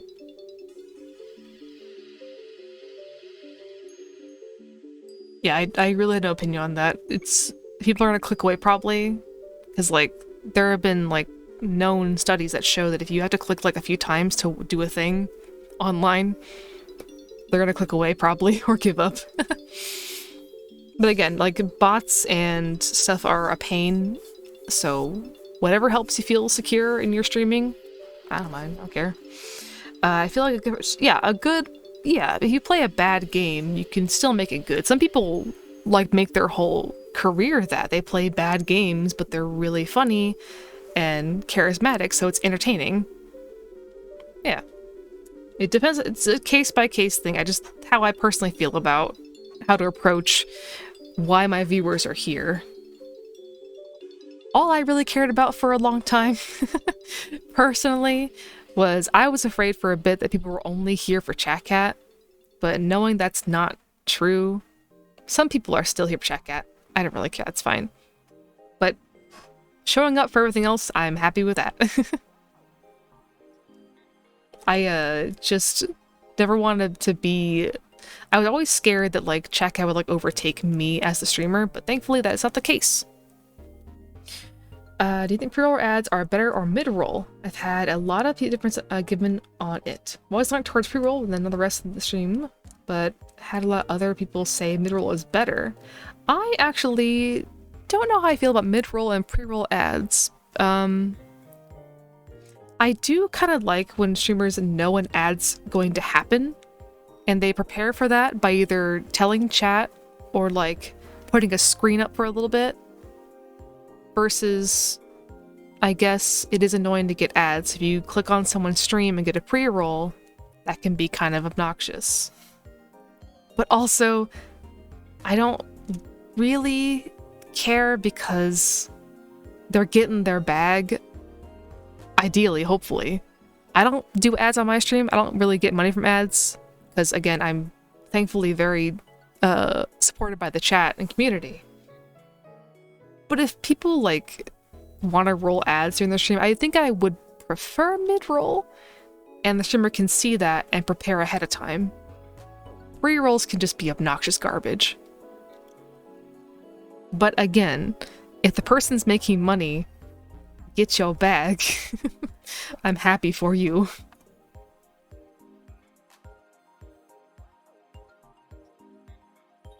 Celia, welcome in. Hello. I haven't even looked at my ad thing forever, but I just never thought to look into it too much. Got sleep for the night. Thank you for the oh yeah, how'd it go, boy slush? Take care. Didn't do a stream, so I haven't. I would have made a funny raid message. Oh, well, it's great to have you regardless. Yeah, I make nothing. I think I make nothing off ads because I don't really care. When it comes to passive income, my YouTube shorts are monetized, so if I really, really want to make something passively, like ads, I would probably buckle down and try to work more on YouTube stuff. But for now, I just really like doing VODs and shorts. When I can.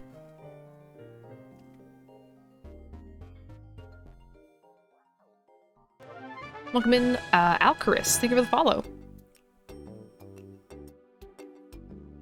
Okay, I will take a few last-minute questions. We're probably gonna wrap up soon, because, man, my throat is dying from all this talking. But we can hang out for a bit longer, though.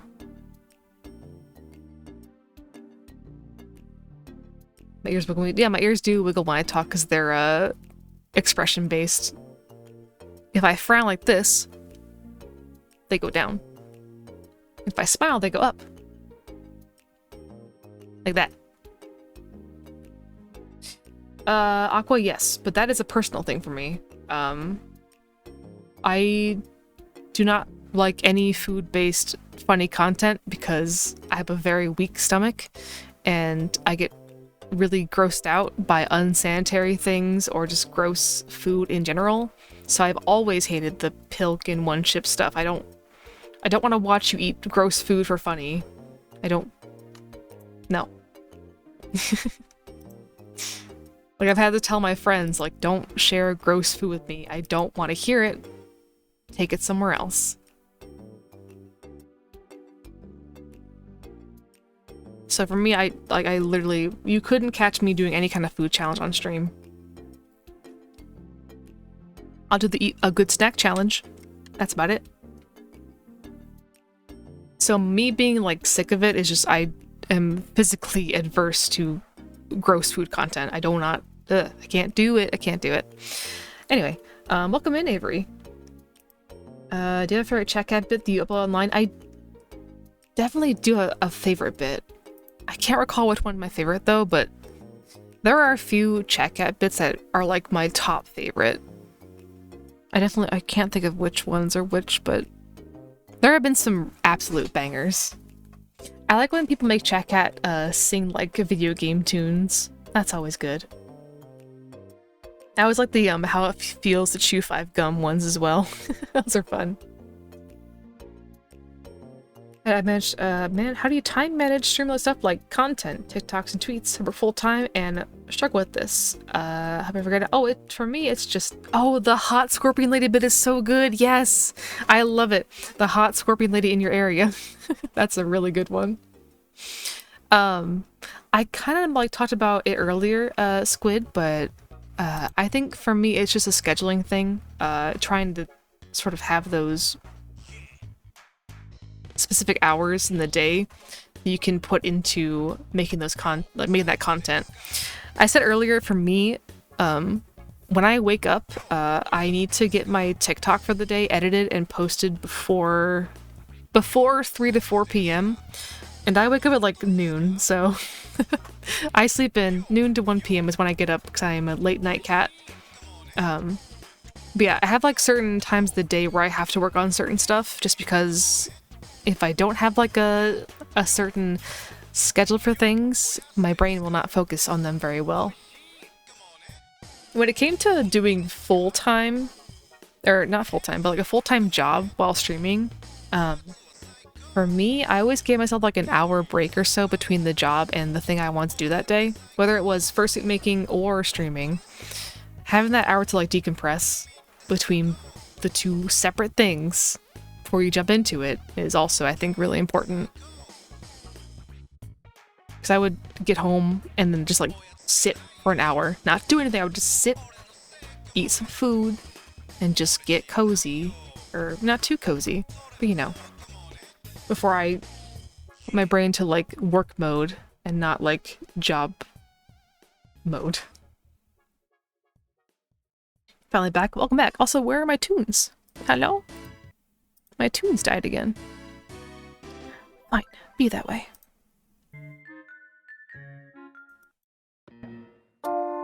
Did YouTube die? Hello? What?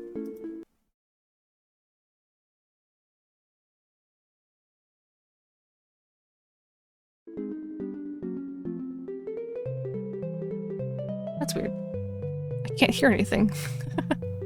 That's so bizarre. Hold on. You're hearing it? I don't hear it. Up in my headphones. You can hear it? Oh no. Hang on.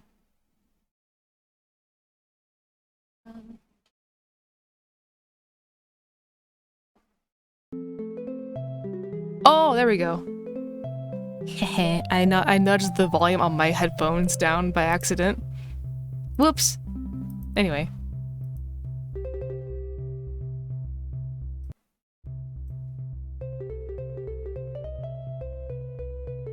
Also, welcome in EcoPunk. Yes, you can ask a question. Sure, go ahead.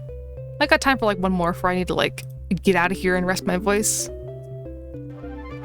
Welcome in, Nyx. Thank you for the follow as well. I'm gonna pull up Twitch and find out who to raid. Boom, boom, boom, boom, boom. Yeah, I'll put the VOD up on YouTube tomorrow. I'll have it exporting right after stream.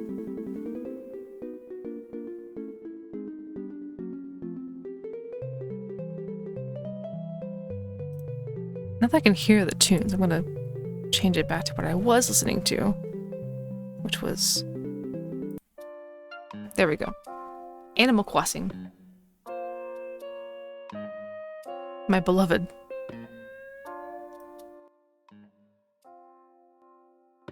There.